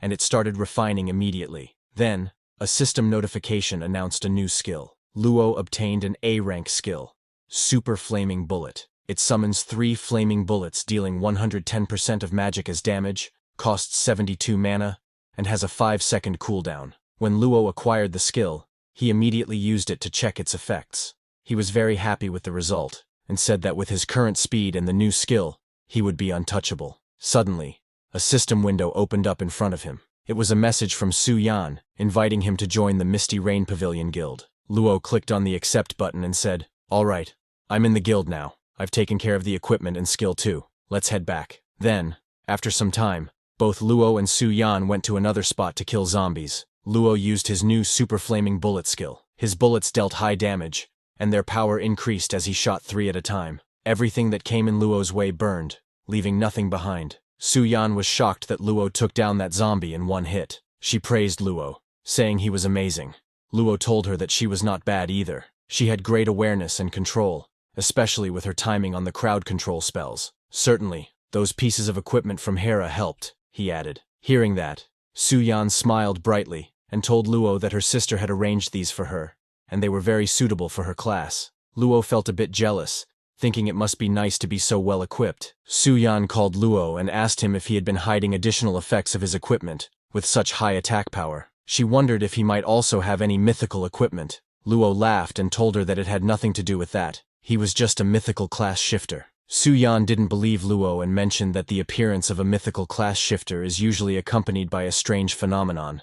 Yet there hadn't been anything unusual this year. There had been no new record of mythical class shifters this year. Luo laughed and told her that it was up to her to believe it or not. After all, Luo's class couldn't be awakened by normal means. He told Su-yan that since they had taken care of fire and ice, all that was left were the poison cores. They should finish this off quickly. Su-yan agreed and asked Luo to head over to the poison zombie nest right now. Before going, they checked their quest window to see its progress. Their quest was a regular resource-gathering quest with 200 difficulty points. Norden's stock of weapons needed to be resupplied, so both of them had to head west of Norden to the military base occupied by zombies and gather resources by killing them. Their progress was at 100%.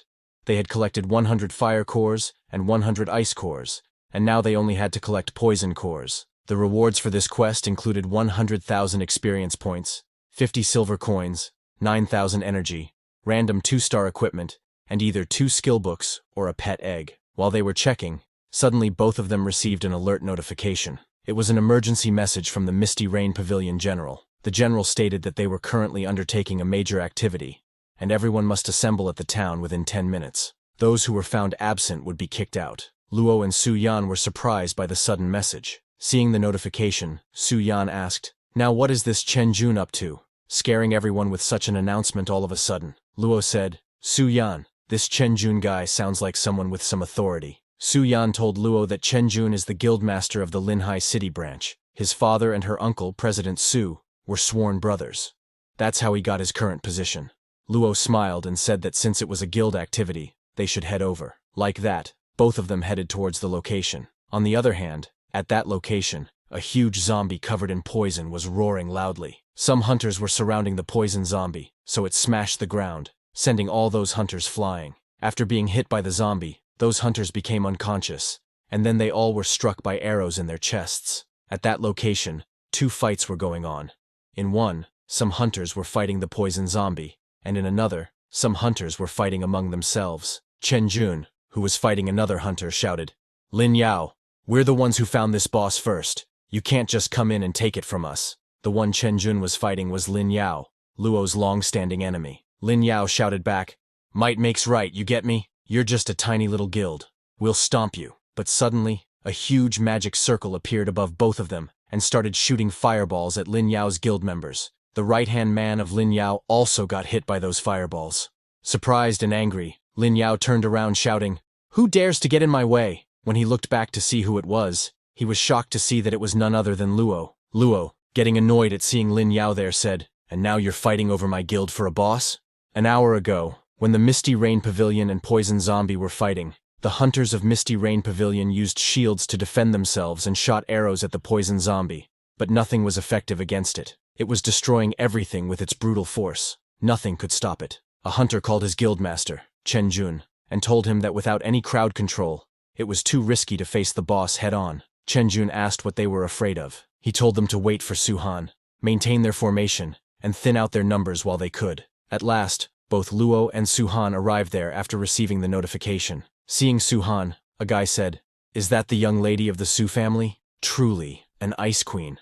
High up in the lofty mountains." Another guy mentioned that he heard she had recently managed to break through her class limitation as well. When they saw Luo beside her, one guy commented that there was no way the guy next to her was the one who helped her out. Others agreed, saying, "There is no way. That guy looks weak and plain." Hearing their conversation, Su-han turned to Luo and told him not to listen to them, and explained that she is not an ice queen. Luo was surprised and didn't know how to reply to her. Suddenly, Su-han realized what she had just said. She became very flustered and was very embarrassed. Seeing Su-han, Chen Jun was very happy that she was finally there, but he was surprised to see Luo with her, and asked her who he was, and why she was all alone with him. Su-han replied to Chen Jun that surely it was none of his concern who she hung out with. Chen Jun told her that it was only natural for him to worry about her, especially if they had any bad intentions. Su-han told him not to worry, saying she could differentiate between black and white just fine. She asked Chen Jun what the emergency was. Chen Jun addressed Su-han as young lady, and told her that the zombie fortress had refreshed and the boss had spawned. Su-han looked at Luo, and he agreed to go with her. She told Luo that it was the zombie king boss, which doesn't refresh often, so if they took down the boss after it spawned, it would be a big boost for their guild. Hearing that, Luo asked Su-han to let's go, saying it was his duty as a member of this guild after all. But Chen Jun stopped Luo and told him to stay here. Surprised, Luo asked him the reason. Chen Jun got angry and said, "A mere beast tamer managed to slip his way into our guild, hoping to pick from our scraps." He warned Luo not to get too ahead of himself. When others heard that Luo was a beast tamer, they started talking. A guy said, "I have heard those types are hard to train up, with their low growths and all." Another guy asked others to look at his equipment too, saying he's broke and is in their guild for the money. A guy called the guild master, telling him that if they let him go, they would waste their precious guild resources on the likes of him. Hearing them, Su-han got very angry, and asked them if they didn't know who Luo was. But before she could say more,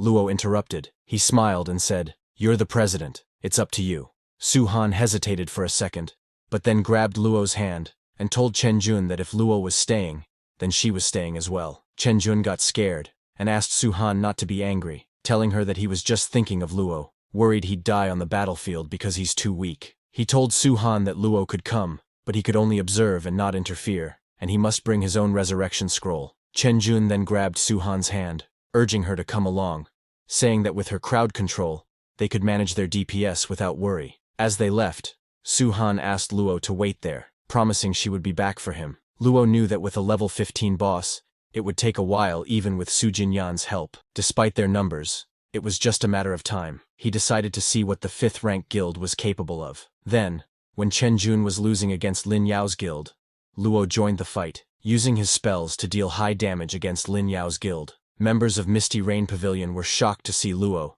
the beast tamer, achieve so much damage. Lin Yao was surprised to find that Luo had joined Misty Rain Pavilion. Yuer was also there, and when she heard Luo had joined another guild, she became very angry, shouting, "Luo, you bastard! Brother Yao graciously extended his invitation for you to join the Supreme Guild, but now you're serving as Misty Rain's dog. I never expected you to stoop so low." Suddenly a purple magic circle appeared right above her, and from the circle, purple flames emerged and burned Yuer. It was Su-han who cast that spell, saying, "It should be quieter now." Lin Yao then called Luo and asked him how much Misty Rain Pavilion had paid him, offering to pay him twice, no, triple, and even offering him the position of Vice Guildmaster. He could serve as CEO. Su-han became very angry hearing this, and shouted at Lin Yao, asking how he dared to try to poach Luo right in front of them. Luo approached Lin Yao and said, "I'm a man of trustworthy integrity. While I'm still under Misty Rain Pavilion and taking on their tasks, I can't just jump ship like that." But then he smiled and told Lin Yao that no one knows how the future's going to play out. "When the time comes, we will talk again." Hearing this, Lin Yao was pleased. As he was leaving, he told Luo that the Supreme Guild would always welcome him. Their doors were always open for his kind. After that, Lin Yao commanded his men that they were leaving. The right-hand man of Lin Yao was shocked and said, "Sir, we almost got our hands on the boss. Are we giving up just like that?" Hearing the complaints about the boss hunt, Lin Yao got angry and shouted, "Who cares about the boss?" He asked his men to look at the big picture. He explained to them, and all the members of Lin Yao's guild left the area. Su-han then came and thanked Luo for his help. Luo told her that she didn't have to thank him. It was just what he should do. While they were talking, suddenly a monster opened its red eyes.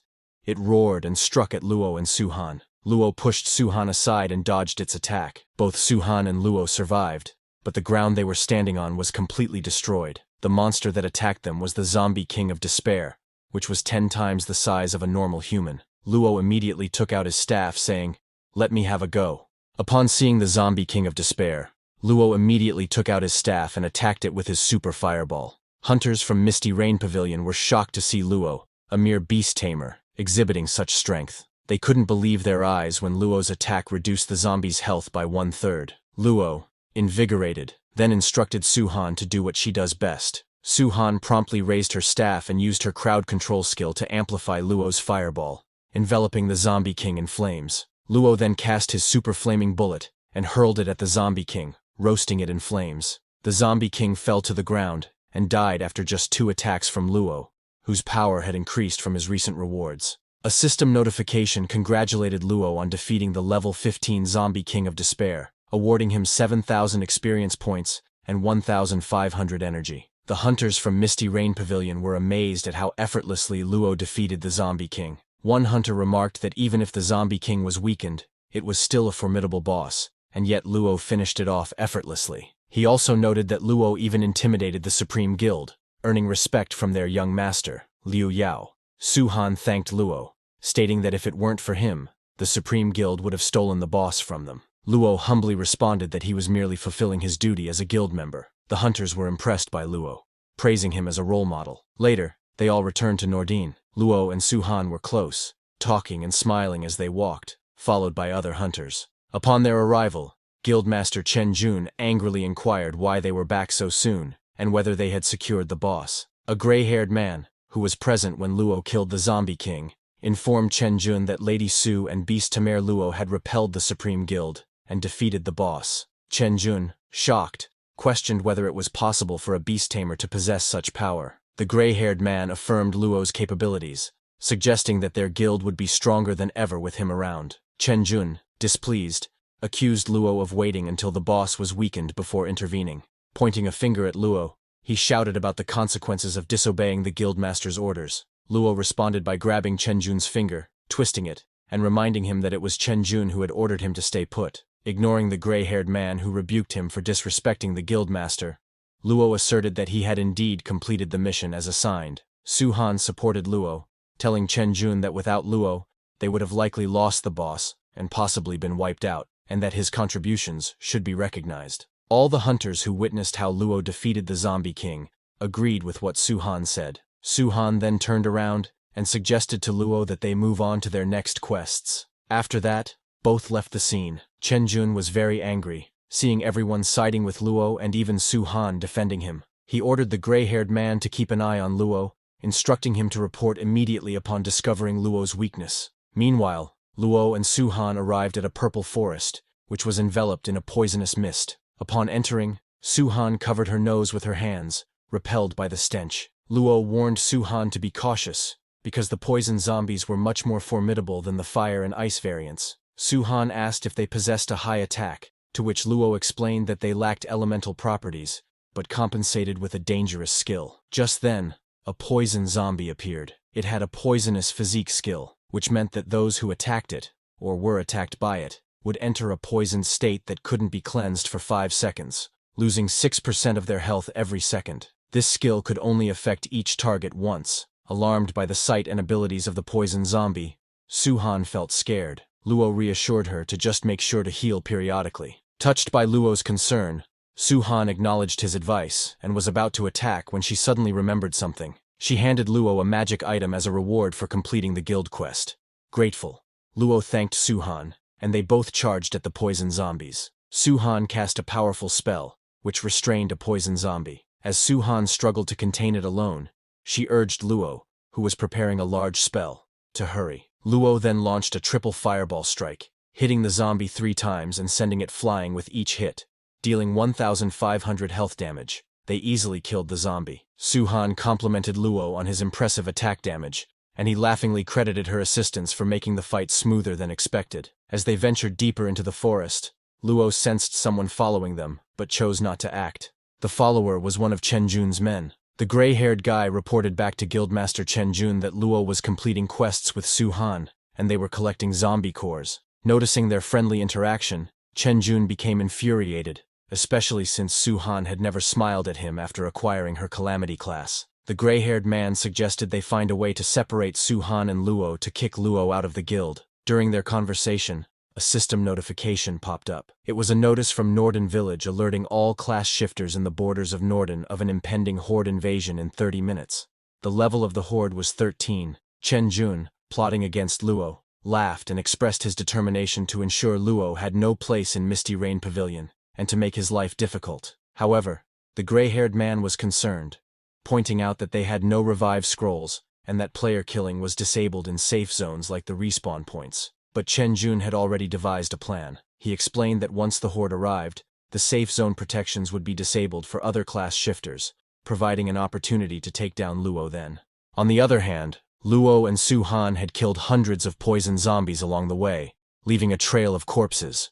They had collected hundreds of gold coins from the zombies, and Su Han was thrilled at the sight of so much gold, remarking to Luo that they were almost done. Luo reminded her that the horde would show up in 30 minutes, urging her to make their efforts count. Just then, a zombie appeared behind Luo and bit his shoulder. Su Han was startled, but quickly raised her staff to attack. However, Luo didn't need her help to kill a weak zombie. He spun his staff and pierced the zombie's head, killing it instantly. However, the bite left Luo bleeding. He sat down, clutching his painful shoulder. Concerned, Su Han asked if he was all right. Luo, acting tough, replied, "If one walks along the riverside, they are bound to get their feet wet." He then suggested they had done enough and should head back. Unbeknownst to them, someone was spying on Luo and Su Han and witnessed the entire scene. When Luo and Su Han returned to the village, a system notification congratulated them on completing their resource-gathering quest, rewarding them with 100,000 experience points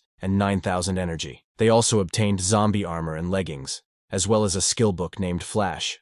Luo leveled up twice, reaching level 17, and now required 55,000 experience points for the next level. Su Han, not far behind Luo, also leveled up to level 16. Both their energies significantly increased after leveling up. Excited, Su Han told Luo she had reached level 16 and acquired two 2-star rank level 15 pieces of equipment. She asked Luo what he had received. Luo smiled and summoned his armored scorpion, telling her he was now level 17. When summoned, the armored scorpion also leveled up 3 times. Su Han praised Luo, noting that if it weren't for him sharing his experience points with his pets, he would likely be level 20 by now. She then reminded Luo that since the horde was approaching, he should refine his equipment. Luo had forgotten about this, and quickly opened his status window to begin. The first piece of equipment he had obtained from killing the zombie was a level 15 explosive-resistant armor, a gold rank item usable only by knights. It increased constitution and endurance by 5 points, and blocked 50 points of damage, making it particularly effective against zombies. The second piece of equipment was level 15 gold rank explosive-resistant leggings, which offered 95 physical defense and 90 magic defense. They also increased strength and endurance by 5 points and were effective against zombies. Seeing the stats of the equipment, Luo laughed, thinking that with these 2 pieces on his level 15 silver armored scorpion, no one in the second world could touch him. He told Su Han they were ready and asked her to join him in taking on the horde. Su Han jumped in excitement, but her happiness was short-lived as she received a notification. Her expression changed as she informed Luo that the guild was looking for her, and that she needed to head to the office. Her sister was there, and everyone was waiting for her. Seeing that her sister was there too, Su Han wondered if something bad had happened. She turned to Luo and apologized, saying she had family issues, and that he would have to face the horde by himself. Luo reassured her that it was all right, and urged her to hurry because she wouldn't be able to leave once the event started. Concerned about the impending zombie attack, she cautioned Luo to be careful, noting that even though the zombies were only level 13, they would overwhelm him with their numbers. Luo thanked her for her concern and encouraged her to leave. Su Han then used a dungeon exit scroll, leaving Luo alone. As she left, the weather in the dungeons began to change dramatically. The sky darkened and thundered ominously. A system notification announced, "My brave warriors, the zombie horde is arriving. Prepare yourselves." All the hunters were ready to confront the zombie horde. Another sector announcement for Norden City warned, "Attention, class shifters in Norden. The zombie horde will arrive soon. Until all waves have been repelled, class shifters will be unable to leave the alternate world. The protective effects of Norden have been lifted. The quest will be considered successfully completed if someone kills more than 50 zombies and survives the waves." As the announcement ended, the huge doors of Norden City opened, and a horde of thousands of zombies swarmed into the city. The hunters close to the city doors were immediately surrounded by zombies from all directions, and their overly confident beginning did not end well. Meanwhile, Luo easily dispatched the zombies with his fireball spell, knowing the horde would relentlessly attack for an hour before leaving. All he needed was to eliminate at least 50 of them. While Luo was battling, he received 2 messages. One was a cry for help from a boy, and the other was from a girl named Sakura of Misty Rain Pavilion, complimenting Luo on his high operational performance and asking if he could coach her personally. Smiling as if expecting such a message, Luo replied that he would be there soon. When he arrived at the location specified in the message, he found many hunters from Misty Rain Pavilion lying injured and unconscious outside a building. 2 people were observing Luo from inside the building. One of them called Luo a stupid, pompous bastard.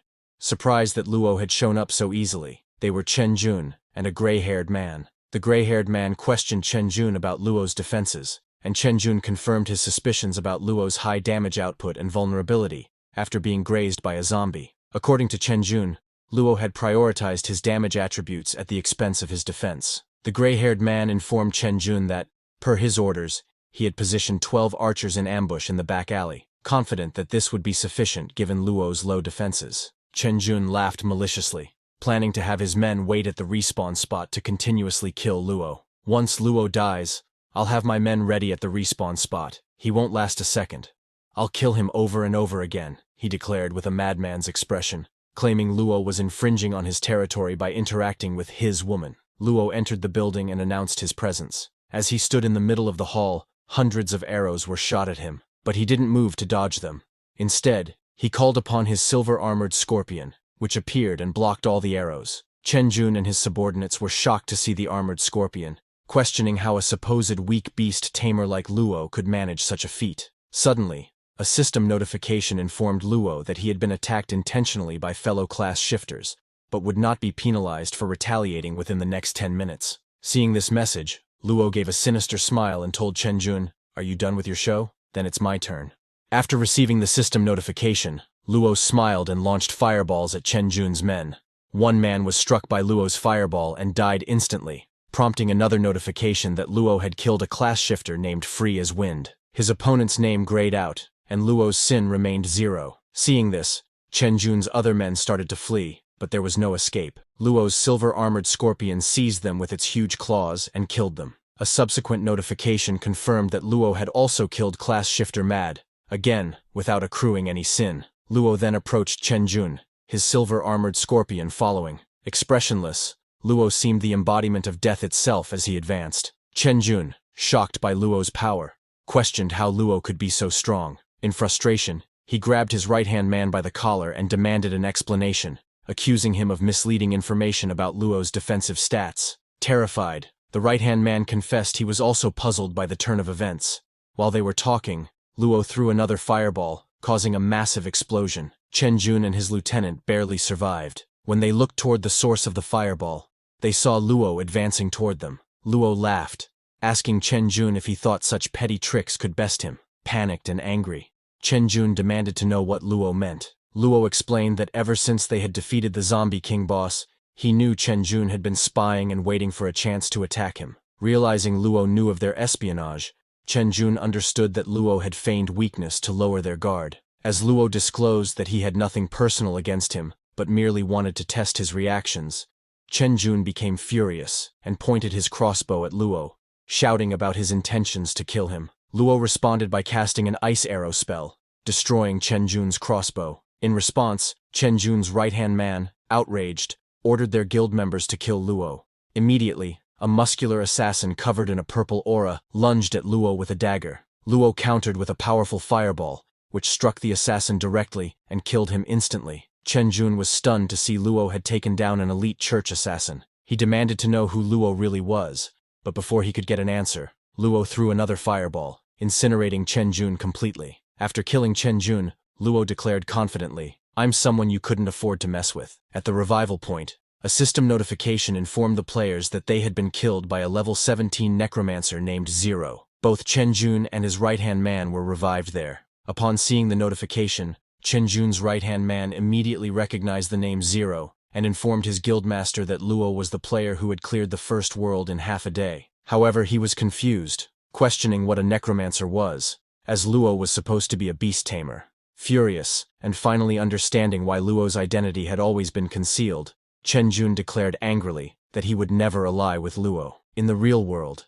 at the Su family building during a gathering of many officials, Su Han told them that she never liked Chen Jun. Chen Jun's father was also present, and smiling, assured Su Han that affection could develop over time. He then opened a suitcase, revealing that her Uncle Chen had prepared gifts for her, an energy potion, a mythical-grade treasure that could increase alternate energy 100-fold within a month of use but only at level 100, and a devil's outfit forged by a legendary blacksmith, a level 30 outfit with a 3-star attribute that increased the duration of all crowd control effects by 50%. Chen Jun's father explained that they had spent 5 million on the potion, and the Chen family had spent 8 million to secure this outfit for her. He mentioned that Chen Jun, his only son, would eventually inherit the company, and once Su Han married into their family, she would have access to everything they owned. However, Su Han declined, thanking her uncle Chen for his generosity, but expressing her desire to make her own decisions. This response angered Chen Jun's father. Uncle Su Chen also became angry,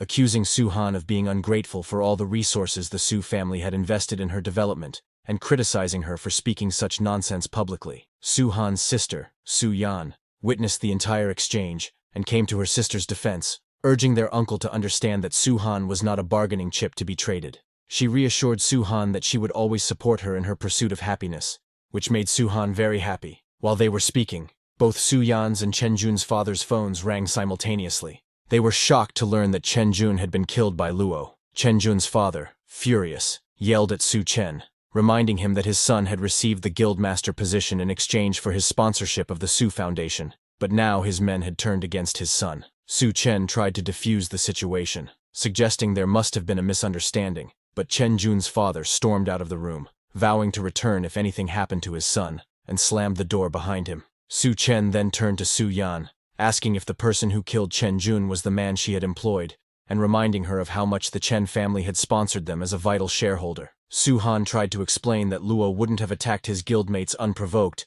and was sure there was a valid reason for his actions, but Su Chen was too upset to listen. He demanded that Su Yan bring Luo to him to bow and apologize to the Chen family, or he would be expelled from the Misty Rain Pavilion. While they were still discussing, Su Yan received another call from Luo. In a hurry, she answered, asking where he was and if he really had killed Chen Jun. Luo, without defending himself, and while smiling, told Su Yan that he was quitting the Misty Rain Pavilion effective immediately. Su Yan was surprised, and asked if Chen Jun had provoked him first. She urged Luo not to make any rash decisions, and promised to prove his innocence. However, Luo told her there was no need, and ended the call there without further explanation. Luo knew it would be wise to sever ties with Misty Rain Pavilion. Given Chen Jun's vindictive nature and powerful backing, Luo anticipated that Chen Jun would seek revenge for his death. Thus, he decided it was better to make a clear decision now, rather than face troubles in the future. While heading towards the beginner's village, Luo pondered his financial obligations. With a monthly hospital fee of 50,000, he had to rely on selling materials. To acquire higher-tier materials, he needed to quickly finish the second world and move on to the third. He still had to clear 2 more zombie waves and a secret realm to complete the second world mission. Upon checking the mission information, Luo noted that the second world, besieged by undead, was a post-apocalyptic scenario where mutated humans attacked the fortresses. The first world quest required passing a secret realm, progress at 0 out of 1, and the second quest involved repelling 3 zombie waves, progress at 1 out of 3. Completing these quests would allow him to challenge the second world boss and advance to the third world. Luo observed that among the 3 secret realms, the Undead Land, with the highest level materials, would be his next target. Currently at level 17, he was confident in solo clearing the level 20 Undead Land, although the level 15 Dark Undead Lair posed a different challenge. While Luo was deep in thought, a group of thuggish players approached him, mockingly recognizing him as the famed Misty Rain Pavilion beast Tamer. Annoyed, Luo asked them to move aside. The leader, undeterred, taunted Luo further, daring him to take action. As the situation escalated, Luo quickly realized they were provoking him deliberately. He released his aura and confronted them directly, asking how much Chen Jun had paid them. The leader, intimidated by Luo's aura, confessed that Chen Jun had indeed hired them, offering 5,000 and a resurrection scroll each, with an additional 5,000 for every time Luo killed them. Laughing, Luo commented that getting 10,000 for dying seemed like Chen Jun held him in high regard. Though he knew defeating these level 10 players would be easy, it would result in a red name, preventing him from logging off, entering safe zones, or initiating boss battles, essentially trapping him in the second world. Luo acknowledged Chen Jun's tactics as particularly malicious. As this confrontation unfolded, a third party intervened. It was Liu Yao with his guild members. Liu Yao declared his intention to have these thugs kill the guildmaster of Misty Rain Pavilion, offering 50,000 for every death and 500,000 to the one who succeeded. Surprised by the generous offer, the thugs turned around, and one of them pointed out Liu Yao as the young master and eldest son of the richest man in Linhai City. Realizing the opportunity, the leader rallied his men to follow young Master Liu's commands and left to target Chen Jun instead. Liu Yao approached Luo, mentioning that he heard Luo had been expelled from the Misty Rain Guild. He informed Luo that Chen Jun was making life difficult for him and invited Luo to name his price to join Liu Yao's guild, promising protection from such petty conflicts. However, Luo deferred the discussion, expressing no interest in joining any guild at the moment. Upon hearing Luo's rejection, the vice-guild leader of Liu Yao's guild commented that despite Liu Yao's efforts and financial outlay on his behalf, Luo hadn't shown any gratitude. Liu Yao laughed it off, explaining to his men that Luo was hurt by his experience with Misty Rain Pavilion and wasn't ready to join another guild. He remarked on Misty Rain Pavilion's lack of discernment in recognizing talent,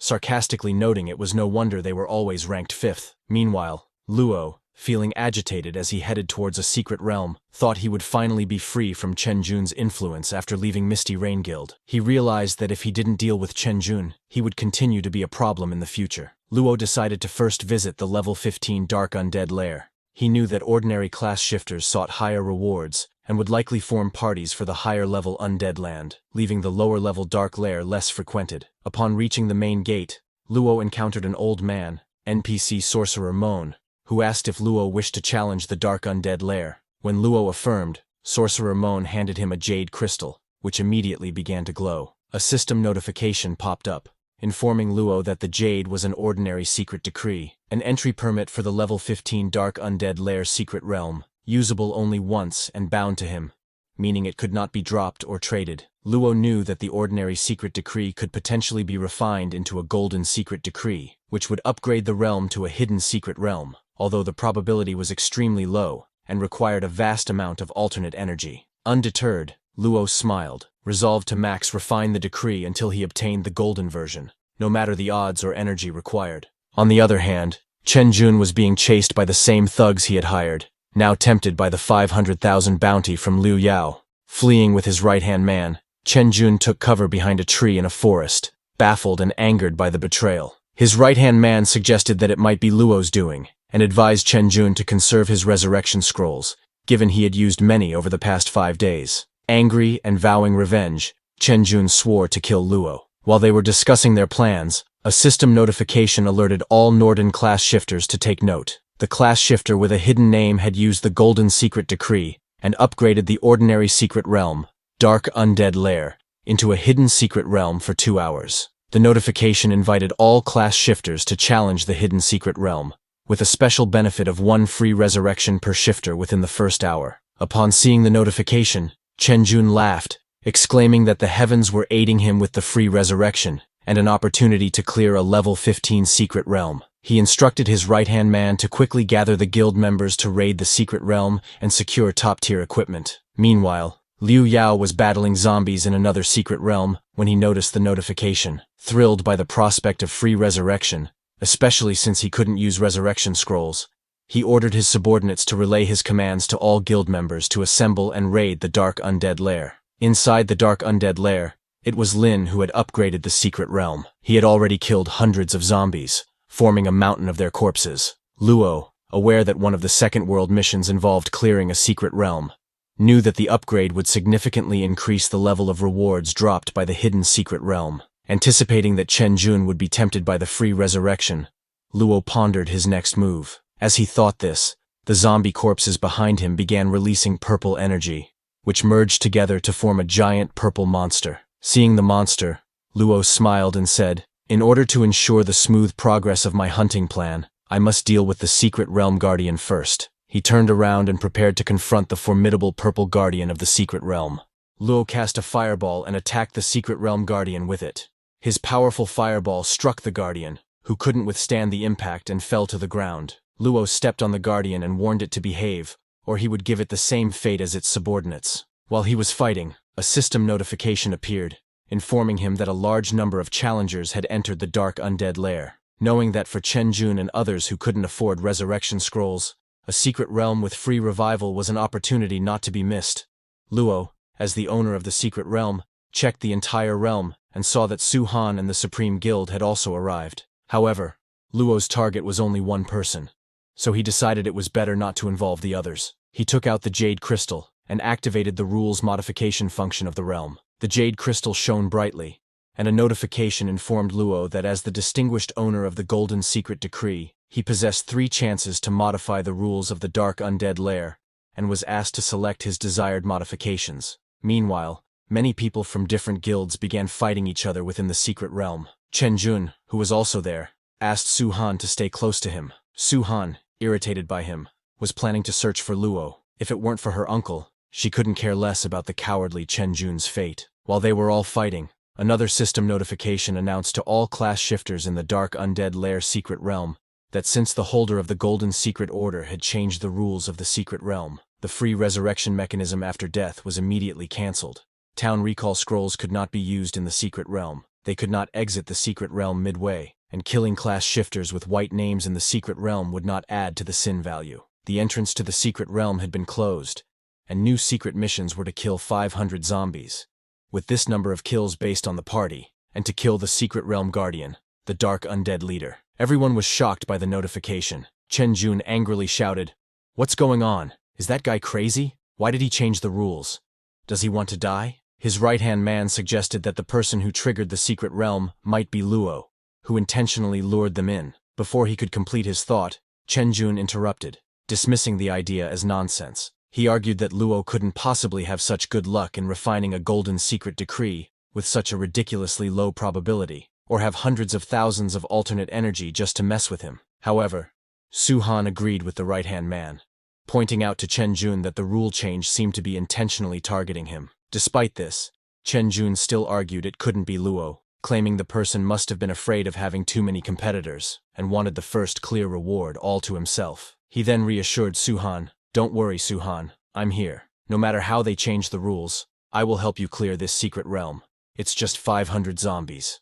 Let's speedrun it." Su Han, however, remained skeptical, thinking he should better help himself instead. Chen Jun stood in the middle of his group and announced, "We just have to kill the boss, and the first clear reward will belong to our Misty Rain Pavilion." While they were strategizing, a guild member noticed someone ahead and informed his guildmaster, Chen Jun, who was surprised that anyone could be faster than their Misty Rain Pavilion. Suddenly, a voice welcomed them from ahead. Chen Jun became very angry upon hearing it, while Su Han, recognizing Luo's voice, was delighted.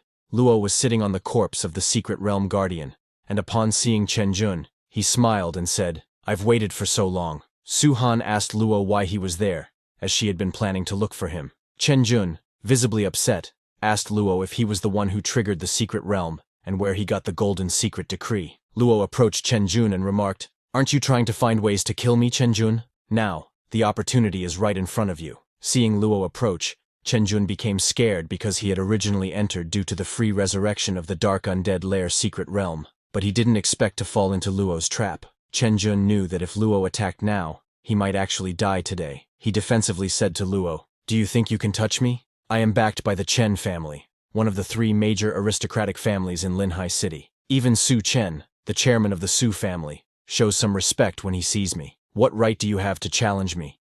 Chen Jun then turned to Su Han and asked her to use the power of imprisonment to control Luo, saying that even if they had to slowly decrease Luo's health, they would be able to kill him. However, Su Han disagreed and told Chen Jun that Luo used to be from the Misty Rain Guild, but Chen Jun had treated him poorly. Furthermore, it was Chen Jun who had first wanted to kill Luo, so he should not blame Luo for wanting to defend himself. Su Han clearly stated that she would not support Chen Jun's bullying. Chen Jun became frightened when he realized Su Han would not help him. Angrily, he pointed at Luo and ordered his guild members to attack and kill him. Hearing this, the guild members were confused and questioned Chen Jun about how they could possibly kill Luo, considering their levels were so low, and Luo was known for soloing bosses. The guild members expressed their reluctance to rush in and die. Upon hearing their hesitation, Chen Jun shouted, "Guys, there's nothing to be scared of. You all still have the resurrection scroll, so attack Luo. Every time you die, I will compensate you with $5,000. I don't believe that Luo can withstand an attack from a sea of people." Motivated by the promise of $5,000,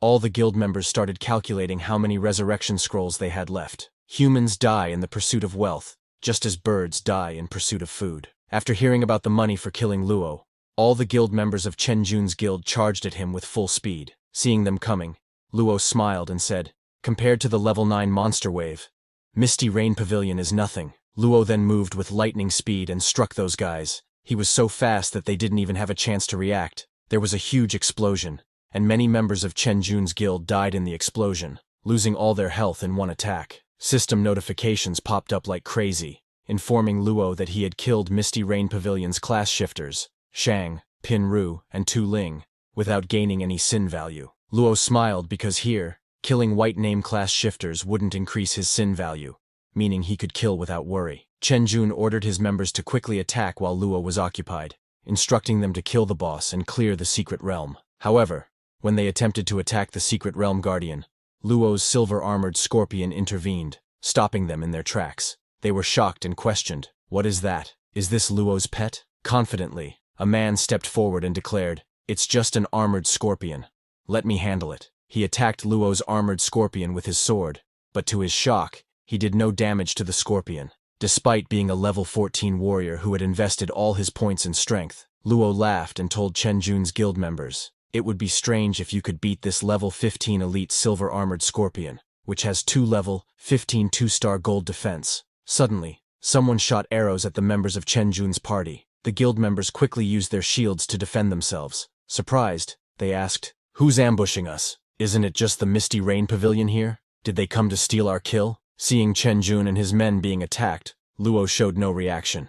The ones who attacked Chen Jun and his guild members were Liu Yao's guild members. They all walked past Luo and charged at Chen Jun's guild members. Without saying anything, they started beating them. Liu Yao then arrived, asking Chen Jun how he dared to touch his people. Liu Yao called Luo brother, reassuring him not to worry, claiming that with him around, those rotten fish and shrimps were nothing. Luo was annoyed to see Liu Yao again. Seeing Liu Yao there, Chen Jun became angry and asked Liu Yao what he meant by this. He insisted that he never targeted anyone from the Supreme Guild. Liu Yao smiled and told Chen Jun it was nothing, saying he'd heard that Chen Jun seemed to enjoy using money to settle matters, so he wanted to see if Chen Jun had more money than him. Pointing his finger at Chen Jun, Liu Yao told Chen Jun's guild members he would give them a chance to get rich, offering $1 million to anyone who would kill their guild master. All the members of Chen Jun's guild were shocked to hear this, and they looked at Chen Jun, tempted by the promise of $1 million. Seeing their reactions, Chen Jun asked if they were all thinking of betraying him, warning that anyone who dared to take action would become an enemy of both the Chen and Su families. While they were talking, a dark pink light suddenly covered the whole area, confusing everyone. Before they could understand what was happening, a huge monster spirit appeared in the sky, frightening everyone. Luo immediately remembered that in the other world, when the health of a territorial lord or boss-level monster drops to a very low level, there's a small chance it might go berserk. Luo understood that the arrows from earlier had caused the undead lord's health to continue to decrease. The undead lord awoke again, grabbing its weapon. A system notification arrived with a map announcement, declaring to all class shifters in the Dark Undead Lair secret realm that the Dark Undead Lord had gone berserk and evolved into a level 17 3-star boss, now called the Dark Undead Tyrant. As soon as the notification came, the Dark Undead Tyrant appeared, holding an axe in one hand and a shield in the other. Liu Yao was shocked and scared. No one had told him the boss could upgrade. The Dark Undead Tyrant gave no one a chance to react, striking with its axe.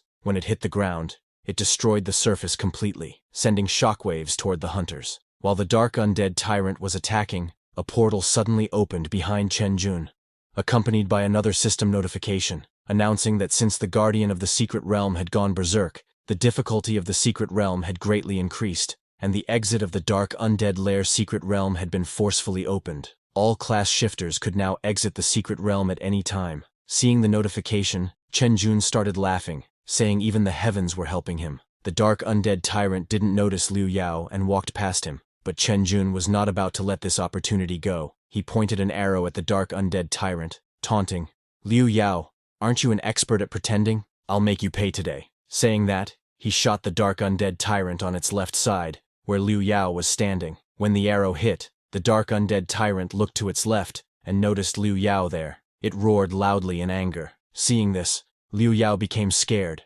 pleading with others to save him. The Dark Undead Tyrant raised its huge axe to attack Liu Yao. Seeing this, Luo ordered his silver-armored scorpion to protect Liu Yao. Luo's silver-armored scorpion jumped in between them and stopped the dark undead tyrant's attack. With that one attack, the silver-armored scorpion lost 282 health points. Seeing the damage, Luo immediately realized that the dark undead tyrant had indeed become more powerful after upgrading. He hadn't expected it to make the silver-armored scorpion lose so much health. Meanwhile, Chen Jun was escaping through the portal. Before leaving, he taunted, "Luo, you trash. You want to kill me? Wait for 10,000 years.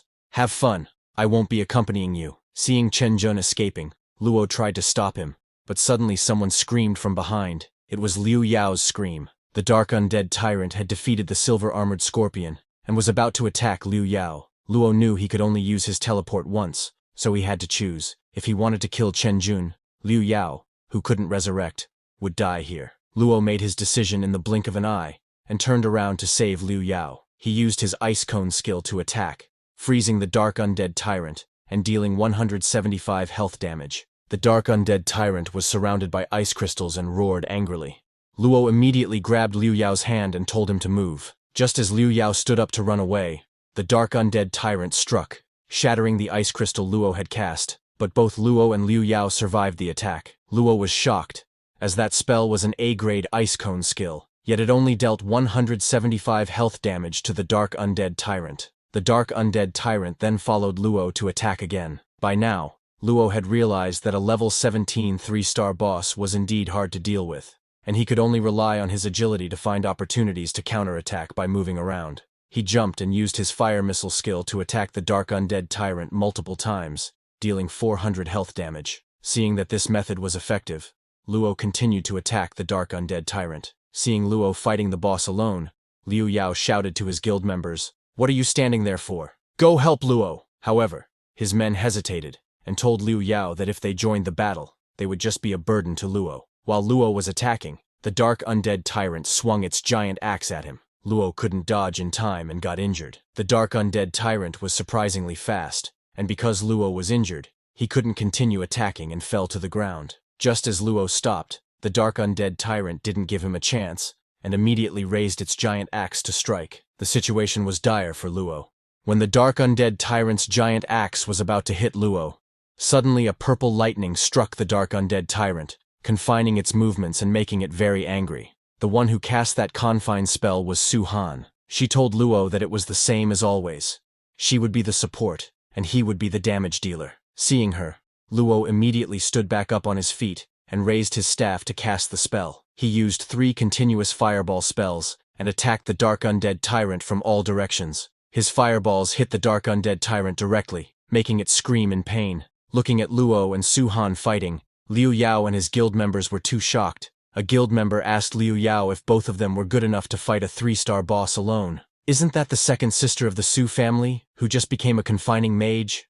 Liu Yao asked in shock. No wonder being an epic class user is so great. Every skill has a fixed outcome, but the only one that can damage that monster is my brother Luo. If it were us, a 3-star boss would have died 1,000,000 times much earlier. He laughed like a madman, and said that he needed to bring Su Han and brother Luo completely to his supreme guild. Hearing that, members of his guild were very annoyed and told Liu Yao not to say something like that, because she is the second sister of the Su family, and he can't even handle the other one. While they were talking, Luo hit the dark undead tyrant with his fireball again. The dark undead tyrant roared loudly, but could not do anything. While Luo was attacking, he noticed that the dark undead tyrant's health was already super low. Su Han asked him to hurry because it was the last attack, but Luo didn't attack and told her that he is the anonymous secret realm player, so he could not kill the boss. Su Han, shocked, asked him what he meant, but seeing his face down, she understood what he meant. She raised her staff to cast the spell. Using the control spell, she hit the dark undead tyrant,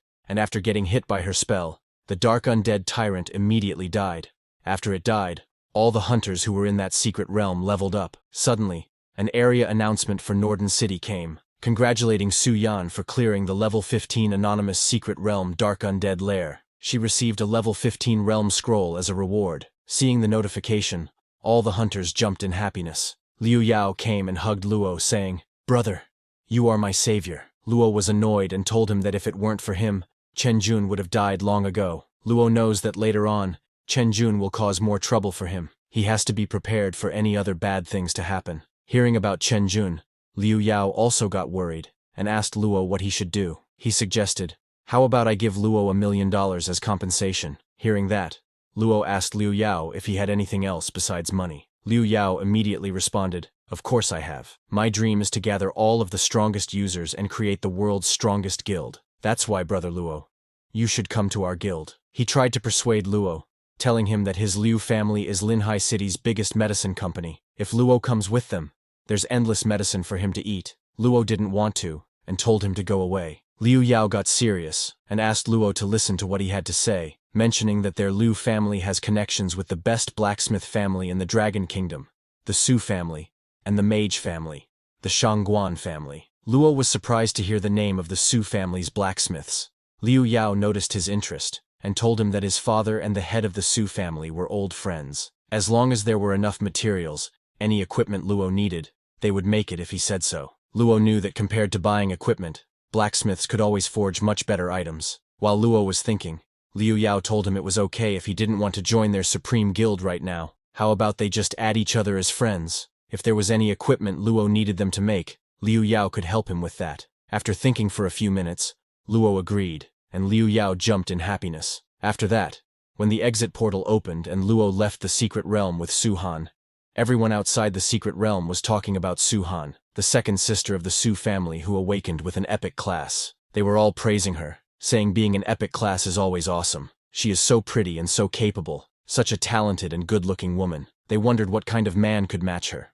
Hearing people talking, Chen Jun proudly told everyone that Su Han is their Misty Pavilion's leader, and this is the strength of the Misty Pavilion. Chen Jun's right-hand man told him that since Su Han killed the boss, then Luo definitely survived as well. Chen Jun got very angry hearing Luo's name and said, "We underestimated that little brat. He still knows how to use the secret realm to set up a trap and ambush us. If we don't kill him, I'll do whatever it takes to kill him." The right-hand man asked Chen Jun how they could kill Luo, given his power is way too strong and he has the Supreme Guild backing him. Chen Jun told him that if they can't kill him, it doesn't mean other people can't. Shocked, the right-hand man asked Chen Jun if he was talking about them. Chen Jun laughed and said, "I remember last year there were some old users stuck at the third world, and their levels were at least level 30. They must give face to my Chen family." Chen Jun smiled like a madman and said, "Just you wait. If you live past the third world, I'll eat shit." On the other hand, in a forest, Su Han asked Luo if, with Chen Jun treating him like that,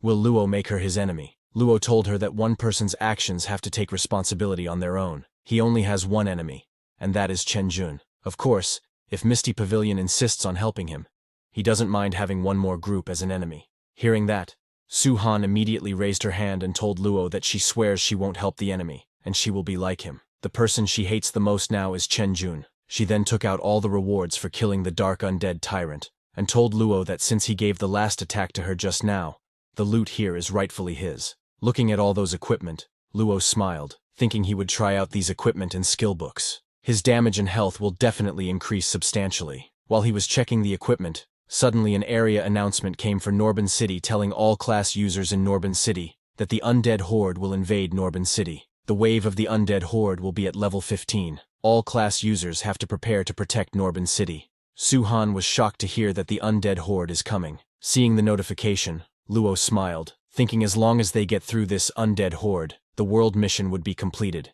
and he can move on to the third world. Su Han was very nervous, and told Luo that they should head back to prepare a bit. But before Luo could respond, he heard someone's footsteps from behind. Su Han was surprised when suddenly someone walked past in front of her while calling out to Luo. It was Lin Yue, Luo's ex-girlfriend. She clung to Lin, and making an innocent face said, "Luo, I really don't know what I did wrong. Can you forgive me, please?" Luo was surprised and asked her what she meant by this. With a sad expression, she told Luo that Liu Yao didn't want her anymore. Hearing that, Su Han became very annoyed and said, "Lin Yue, since Liu Yao doesn't want you, you'll look for Luo? What do you take him for?" Lin Yue didn't pay any attention to her, and explained to Luo that she admitted she thought he was poor and left him. But what woman doesn't want a peaceful life with someone rich? She clung to Luo and continued, "Brother Luo, you're so strong now, and the path ahead of you is clear. Let's put our issues aside and not fight anymore, and I'll also make you happy." Hearing her, Luo could not stop himself from laughing.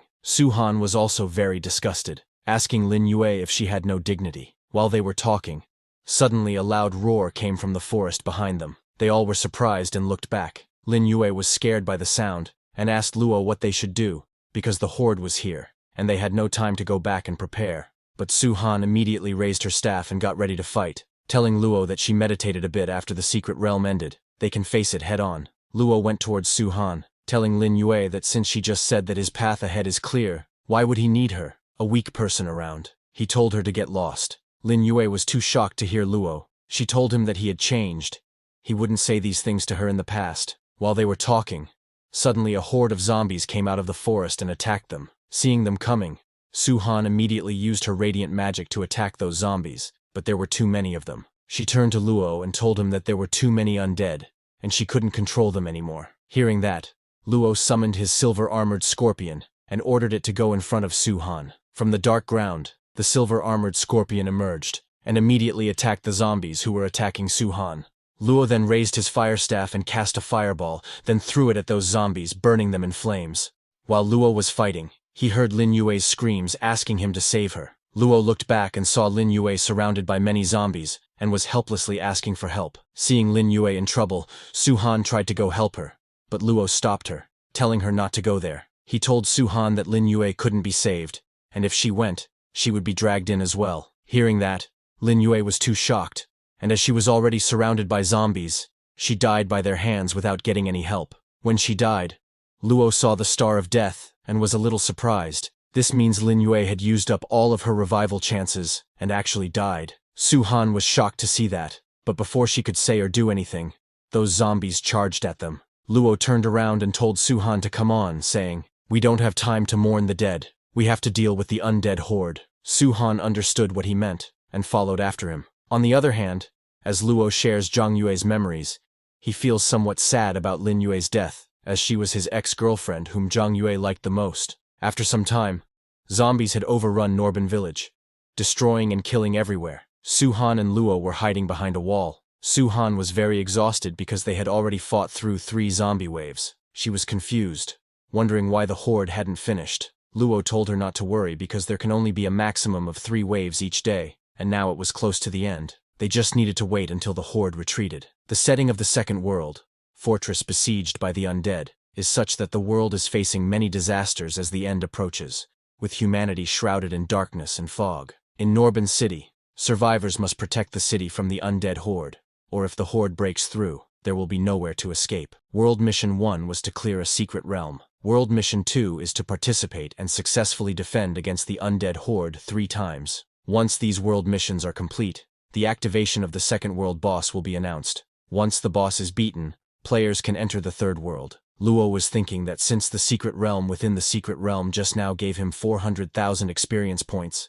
to get into the third world faster, he still needed to find a secret passage. Thinking that, he opened up a portal, and while entering, told Su Han to restore herself a little because the wave was almost over. Su Han was surprised to see Luo leaving and asked him where he was going. Luo entered the portal while telling her that he had something else to do. Su Han felt a bit sad, wondering what it even was. She wanted to go and watch. The place Luo went was the level 17 undead hospital. He was thinking that before the undead horde finished, he would just clear this secret realm in passing. He opened the undead hospital's door and entered the secret realm. Inside, he saw hundreds of zombies. Seeing them, a smile came across Luo's face. He walked toward the zombies and called his silver-armored scorpion to come out, saying, "A large amount of experience is waiting for you." Both Luo and his silver-armored scorpion killed those zombies like ants, and within some minutes, they created a mountain of zombie corpses. They obtained hundreds of coins after killing that many zombies. System notifications popped up like crazy. Luo cleared level 17 of the undead hospital, and, as a reward, obtained 2 million experience points, 1 gold coin, and 30,000 alternate energy, which had already increased by 10,000. As equipment, he obtained a demon slaying ring, lightning magic, and 1 epic grade pet egg. Another notification came telling Luo that since he had completed the second world mission, the second world boss had been activated. After defeating the world boss, he could progress to the third world. Luo also leveled up twice in a row and became level 20. Now he needed 120,000 experience points to increase his level. Luo gave the coins to his silver-armored scorpion, saying, "With this, you can absorb it slowly. You'll become a legendary grade soon enough." His armored scorpion liked it very much. Luo then checked his status window and was very happy. He got new skills and new equipment. His attack and health had all been increased. Once he defends against the horde, he can prepare to clear the second world. Luo then checked the details of his new skill and equipment. His new skill was Supreme Lightning Magic, an A-grade skill. Its effect is that it can summon a bolt of lightning to attack a single enemy, causing 300% magic damage. The special effect is that it has a 30% chance to paralyze the enemy for 1 second. This paralysis effect prevents any movement. It consumes 95 mana and has a cooldown of 5 seconds. Luo also got a purgatory named Demon Slayer, a level 20 gold rank item. Its grade is 3 stars and it's usable by both mages and beast tamer classes. It increases magical attack by 155, and additionally increases intelligence by 5, and stamina by 10. Its condition right now is purgatory form. With every attack, the user burns 200 of the enemy's mana. Once the enemy's mana is not enough, the equivalent remaining is burned through. While Luo was busy checking his rewards, he suddenly received a message. The first message was from Suhan, asking him that since the undead horde had ended, did he want to beat the second world's boss? The second message was from Liu Yao, telling Luo that there was an emergency. The information he got says that the second world boss is a level 23 star, and he can't beat it alone. Seeing those messages, Luo thought that with a confining mage to help, there would be a better chance to win against the boss. But since Liu Yao did help him support the fortress a few times, he couldn't choose. So, he sent a message to both of them saying they would meet at the Undead Emperor's door in 15 minutes. Both Suhan and Liu Yao were okay with that. Then, after 15 minutes, Luo went to the gates of Norban City, where Suhan and Liu Yao were waiting for him. Suhan was surprised, and asked Liu Yao why he had brought so many people. Liu Yao laughed and told her that although she is practically invincible compared to them, this is still the second world's final boss. So it's better for them to be prepared for anything. Luo was also a little confused, but told him that it's all right, as long as he is happy. Luo then led them all to the Undead Emperor's door. Immediately, a system notification came, telling Luo that it had detected that he had completed world missions. He was now able to activate the second world boss, and it would be announced on the main communication channel once the boss was defeated. The system detected a large number of people, and asked Luo if he would like these people to enter the second world boss stage. When Luo saw the notification, he raised his hand, gathered Flame's energy in his hand, and then sent it to the system notification, allowing all their entries. Just as he pressed yes, a huge teleportation portal opened right in front of them. As the portal opened, a system message came, telling them that the second world boss had been activated. Suhan was amazed to see the huge portal. Luo asked them to go in. Liu Yao turned to his men and asked them to follow their boss Luo. Leading them, Luo entered the second world boss portal, and they all followed after him. When they came out of the portal, they saw a city that was completely destroyed. There were huge destroyed buildings, and among them was a huge monster. This huge monster was a level 20 undead emperor, a physical magic 3-star boss monster. Seeing the boss monster, Suhan was a little nervous. Luo told her that it's better if she stayed away and didn't get too close to the boss, as it might distract her. Suhan agreed and walked back a little. After she backed down, Luo summoned his silver-armored scorpion, saying its time to shine was here. Luo's silver-armored scorpion roared loudly at the boss monster. Luo was confident about his armored scorpion because, back in the secret realm, the undead horde gave them a lot of experience and pet eggs. The difference between the armored skeleton and the boss's distance was largely closed now. When the level 20 undead emperor saw Luo and his armored scorpion, its eyes lit up red. It turned to Luo and asked, "Humans, would you also like to try the taste of death?" This was the first time in this life that Luo encountered a monster that could talk. Without wasting any time, the armored scorpion charged at the undead emperor and hit it in the stomach, dealing 555 health damage. Right after the armored scorpion, Luo jumped high in the sky and cast his super fireball spell. He created a huge and powerful fireball and threw it at the armored scorpion. His fireball hit and dealt 1,000 health damage to the undead emperor. Seeing the power of his fireball, Luo was impressed. The new equipment he had just gotten really increased his damage. Luo thought that with this, the boss was just a slightly stronger monster than what they had faced. After getting hit twice, the undead emperor became very angry. It shouted, "Get lost, you filthy insect," and with full force, punched the armored scorpion on the head. Luo's armored scorpion went flying, and the undead emperor seized the opportunity to attack the others. It raised its hand in the direction where Luo and his party were standing and, while smiling, said, "The human race is seeking death. Let me show you my strength then." The undead emperor's hand turned into tentacles. It punched the ground, and used its death crack attack. The tentacles destroyed the ground as they moved toward Luo and his party, completely altering the landscape. However, before they could deal direct damage to Luo and the others, Luo's armored scorpion reappeared, attacking the undead emperor and distracting it. The undead emperor, annoyed by the armored scorpion, punched it on the head again, telling it to get lost. This time, the punch sent the scorpion flying all the way to Liu Yao and his guild members. Seeing the armored scorpion injured, Liu Yao immediately asked his guild's healers to quickly go and heal it, as it was their strongest tanker. 3 healers from Liu Yao's guild immediately began healing the armored scorpion with full speed. While the armored scorpion was healing, the undead emperor took this chance to attack Luo, who seemed defenseless. But before the undead emperor could reach him, the armored scorpion, having fully healed, immediately attacked the undead emperor with its flaming light attack. This sudden attack pushed back the undead emperor. Right after the armored scorpion's attack, Su-Han used her control skill to attack the undead emperor with purple lightning. Due to Su-Han's control skill, the undead emperor was unable to move. It roared loudly, shouting, "You despicable humans! You can only use this lowly form of magic." Su-Han was using all her power to control the undead emperor's movements, but it was too strong for her. She turned to Luo, who was concentrating on his spell, and asked him to hurry as she couldn't contain it for long. After collecting all the mana needed, Luo raised his staff and told the undead emperor that they aren't despicable.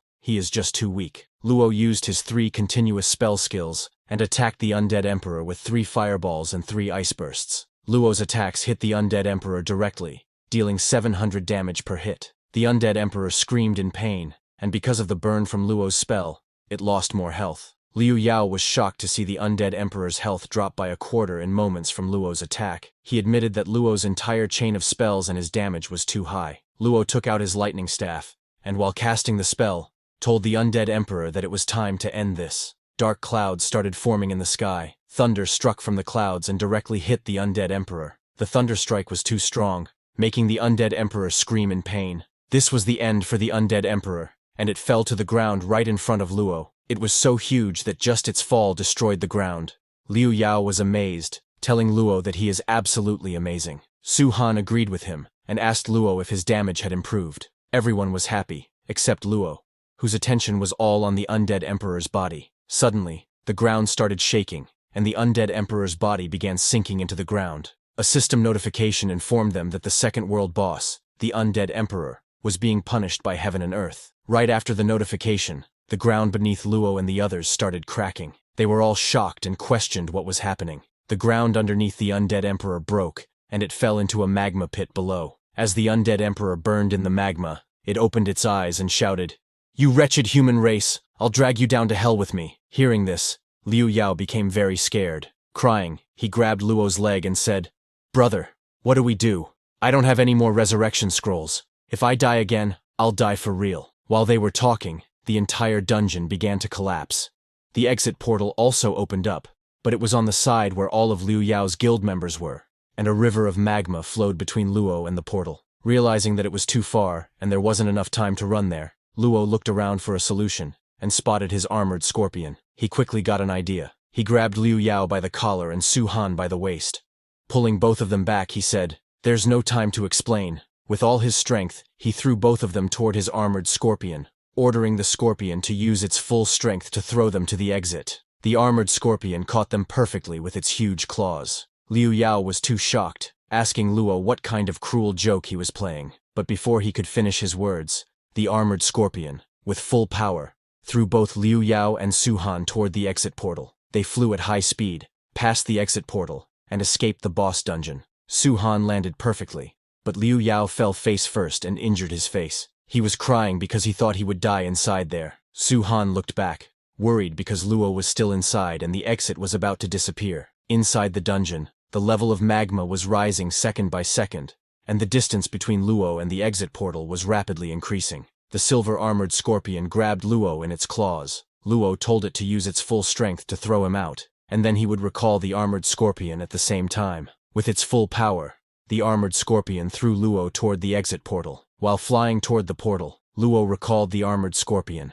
Just as the armored scorpion returned to Luo's summoner space, the ground where it had been standing collapsed. Luo was flying straight toward the exit portal and was about to escape from the dungeon, but suddenly a wave of magma rose from the magma river, blocking Luo's path. Seeing the magma wave, Luo panicked, realizing that his momentum was going to break because of it. Suddenly, he thought of an idea and took out his fire staff and threw a fireball into the magma river.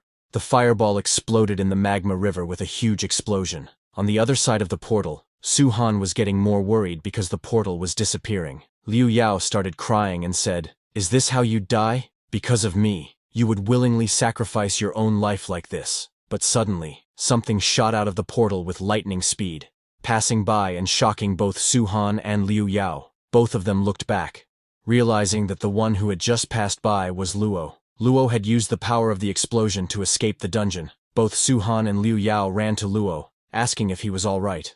Luo told them that he was fine, just a bit shaken by the backlash from the explosion. Just as the dungeon exit portal closed, a system notification announced congratulations to Class User 0, Su Han, and Liu Yao for defeating the second world boss and clearing the second world. Liu Yao was very happy to see his name in the world clear announcement. He thanked Luo, saying, "This is all thanks to all the hard work you put in. I'll give you 500,000, no, 1 million as a reward." Luo then turned to leave, saying that since the mission was cleared, he would go back home to rest. But before he could leave, Su Han called him from behind, asking him to wait. She told Luo that Chen Jun had left the Misty Rain Pavilion, and, with her understanding, he would find a way to take revenge against Luo. With a serious expression, she told Luo that he had to be careful. Luo assured her not to worry, he got it, and then he left. After he left, Liu Yao approached Su Han and said, "Little sis, I noticed your control skills are insanely accurate. As the first group of new class users to clear the second world, how about we go to the third world and level up together?" But Su Han politely declined, and told him that he could go on his own. Liu Yao said all right, and told her that he hoped they could work together again soon. Su Han laughed, and said that the connection between people is really interesting. They clearly didn't see eye to eye before, but she never thought they would become friends so fast. After that, Su Han also left the second world. Then Liu Yao and his guild members went to the third world named Approaching Death. This world's setting was a graveyard. Suddenly someone's hand came out of a grave. It was Liu Yao's hand. To enter this world, they had to come out of the graves. Liu Yao's all the guild members also came out the same way. Liu Yao's right-hand man told Liu Yao that there's too much activity here in the third world's safe zone. It's all graves and grave pits. Liu Yao told them that they are the first group of normal class users to enter the third world, so they should use this chance to level up and be the first guild in Zhening province. While Liu Yao was talking, someone stepped on his hand. Liu Yao immediately pulled his hand back, shouting, "Which blind, idiotic person dared to step on me? Are you that dense?" The one who stepped on his hand was a black-haired man with a scar on his face. There were many other men beside him. He looked angrily at Liu Yao and said, "Are you Liu Yao from the Supreme Guild? There's a person called Zhang Yue who travels with you, correct? Get him over here." Liu Yao was very angry. He pointed his finger at the man and asked him who he thought he was to think he would summon Luo just because he said so. Liu Yao's right-hand man came over and told him that the people in front of him are old-class users stuck on the third world. He asked if they should call Luo over here. Hearing that, Liu Yao said, "What does it matter if they're old-class users? They want me to sell out my brother. No way that's going to happen." Hearing Liu Yao's answer, the black-haired guy unleashed his sword, saying, "If you're not going to listen, then don't blame me for having no mercy," and swung his sword at Liu Yao, completely shocking him. The black-haired thug unleashed his sword and attacked Liu Yao, but his attack didn't deal any damage to him. Thugs standing behind were surprised to see that their attack didn't work. The black-haired thug couldn't believe Liu Yao and his men were protected. He couldn't understand how they cleared the second world when these small fry aren't even level 20 yet. Liu Yao checked his body and saw that he was completely fine. He thanked God that the new player protection has a 10-level difference. Otherwise, he would have died. Liu Yao's right-hand man suggested to Liu Yao to use this opportunity to run. Hearing that, the black-haired thug smiled and told them it wouldn't be easy for them to run away. Just as he said that, all the thugs attacked Liu Yao's men and killed them instantly. Liu Yao and his men could not even react to their attacks. Liu Yao was confused about how their attacks could work even with a 10-level difference, but when he looked at the thugs' levels, he was surprised to see that only the black-haired thug was level 30. All the other thugs were only level 25. The black-haired thug laughed and told Liu Yao that even if he can't kill them, it doesn't mean other people can't. Seeing most of his men dead, Liu Yao got scared and fell to the ground. Liu Yao's right-hand man recognized those thugs and told Liu Yao that they were the hired mercenary group that set and take up people's bounties. The black-haired thug smiled like a devil and gave Liu Yao one last chance, telling him to call Luo and ask him to come over here, and if Luo doesn't come, Liu Yao better prepare to die. Meanwhile, Luo was resting at home. The money he got after the mission, he transferred it to the hospital where his little brother was admitted. The doctor called Luo telling him not to worry, they will help take care of his little brother. Luo thanked the doctor for his hard work, and ended the call. He checked his balance and saw that there was some more money left in his account, even after paying for the hospital bills. He found a message from Liu Yao, thanking Luo for bringing him to meet the boss, Bert. As he spoiled Luo's plan, he sent Luo money as the compensation they agreed to earlier. Seeing the message, Luo was glad that he's rich, because he really does give out things so lavishly. Now, with over 100,000, Luo won't need to worry about the fees. While Luo was checking his other messages, he suddenly got a call from Liu Yao. Luo was surprised by his sudden call and picked up. On the other side of the call were Liu Yao's men, who were killed by that black-haired thug and his men. They asked Luo to help because their leader was about to die. Luo was shocked to hear that. Then, a few minutes later at the Third World, after capturing Liu Yao and his right-hand men, the black-haired thug and his men were waiting for Luo to come.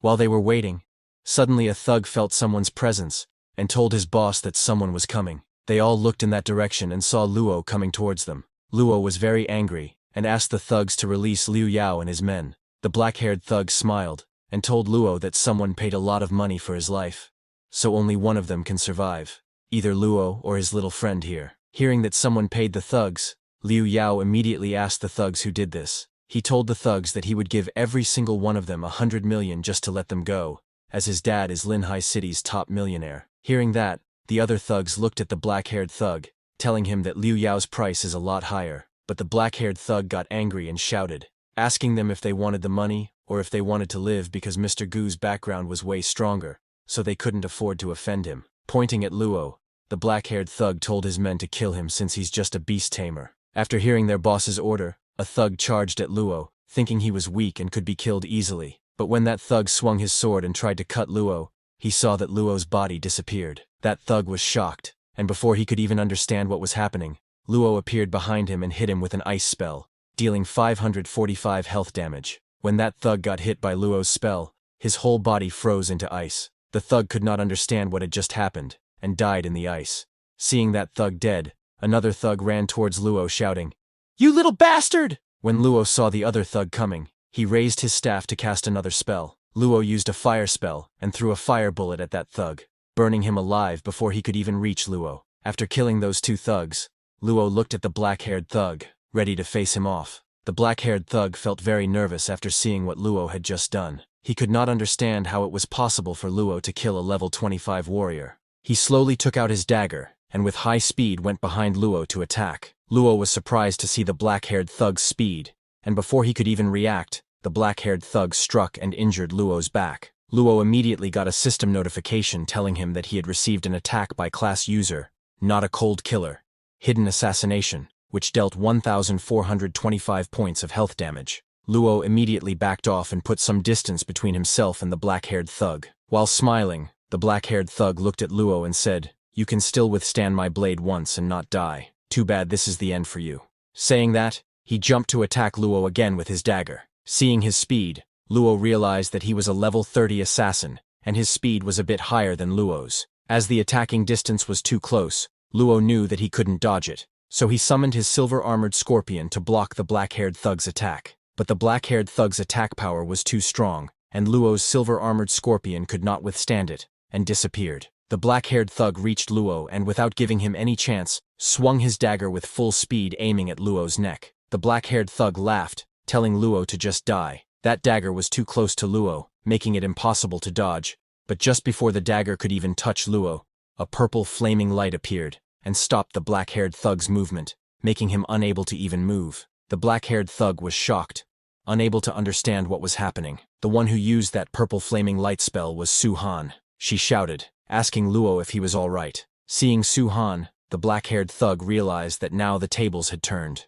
Seeing the black-haired thug frozen, Luo raised his staff to cast a flame spell, telling the black-haired thug that now it was his turn. The black-haired thug got too scared, seeing his death coming his way. Luo cast a huge fireball and hit the black-haired thug with it. The black-haired thug burned alive in Luo's attack. It was too shocking for the black-haired thug because Luo, being only a level 20 beast tamer, could deal so much damage to a level 30 assassin wearing gold-grade armor. After the battle, Luo thanked Su-han as she had appeared several times at critical moments to help him out of crises. Su-han smiled and said, "Not at all, Luo. It seems we're quite connected by fate." Well, she called this fate, but it was just luck. She had been keeping an eye on Luo's online status.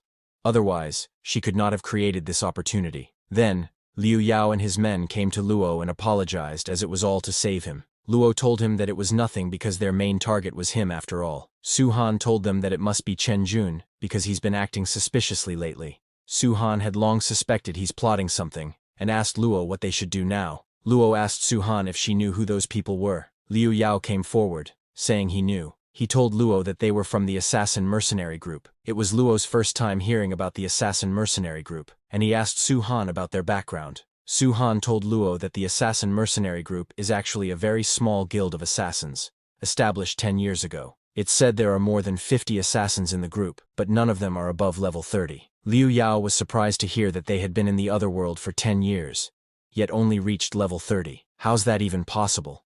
Luo told Liu Yao that reaching level 30 requires a second job advancement. As long as they don't advance, they'll never surpass level 30. They've likely exploited this bug. Liu Yao's right-hand man told him that these bandits have long been lurking in the third world, making a living by robbing newly advanced professionals. Over the years, they've accumulated so much that their equipment and abilities have been refined to gold attributes. They're very strong. Hearing that, Liu Yao got more confused because robbery is usually for money. So why wouldn't they let him go when he offered them a high price? Luo told Liu Yao that if it's not for money, there's another possibility that they're being coerced. With a serious expression, he told Liu Yao that those assassins failed this time, but they're sure to come back stronger. Hearing that, Liu Yao got a little scared and asked Luo what they should do, because the level gap is too wide, so there's no way they can keep fending them off. Luo thought for a second, and then asked Liu Yao if he hadn't mentioned before that his family is close to the legendary crafting family, the Xiao family. He asked Liu Yao if they could help Luo craft a piece of equipment. Liu Yao asked Luo what kind of equipment he wanted. Luo patted Liu Yao's shoulder and told him that any equipment under level 20 would do, but it must have one condition. It should have the Heart of the Demon effect. After saying that, Luo started walking away. Liu Yao said no problem, but asked Luo why they needed such equipment. Luo turned around and told Liu Yao that whether they survive the third world depends on it. On the other hand, at the Jun family headquarters, Chen Jun's father was very angry at the assassins, calling them trash, as a level 30 assassin actually lost to a level 20 beast tamer. The leader of the assassin mercenary group, Shashu Pei-chi, also known as Assassin Page, told Chen Jun's father that maybe his assassins were too careless and fell into someone else's trap. He called Chen Jun's father boss and told him not to worry, saying he would handle this personally. Chen Jun's father looked at Assassin Page very angrily and warned him not to disappoint him again, as they knew the consequences of doing so. Assassin Page replied, "Yes, I will not disappoint you." The expression on Assassin Page's face suggested he was doing it unwillingly, but felt forced to do so. On the other hand, in the third world, Luo was sitting in a cave, using his fireball to light up the space. He was thinking about the assassin mercenary group, knowing that at his current level, going against the assassin mercenary group alone would be suicide. While thinking, he checked the third world Death Caesar information. The world's background was that the once prosperous human capital had turned into a graveyard after being ravaged by Death Caesar. The survivors had no choice but to migrate into tombs to evade Death Caesar's attacks. Players have to ensure that their tomb's defense value is above 100, or they will have no chance of resisting when Death Caesar strikes. This world has two quests. The first world quest is to raise their tomb's defense value from the initial 300 to 2000. Currently, Luo's progress is at 300 out of 2000. The second world quest is to complete at least one task with a difficulty rating no lower than 300. Completing world quests will unlock the third world's boss challenge, and defeating the boss allows access to the fourth world. While Luo was checking this information, suddenly the whole cave in which he was sitting started shaking.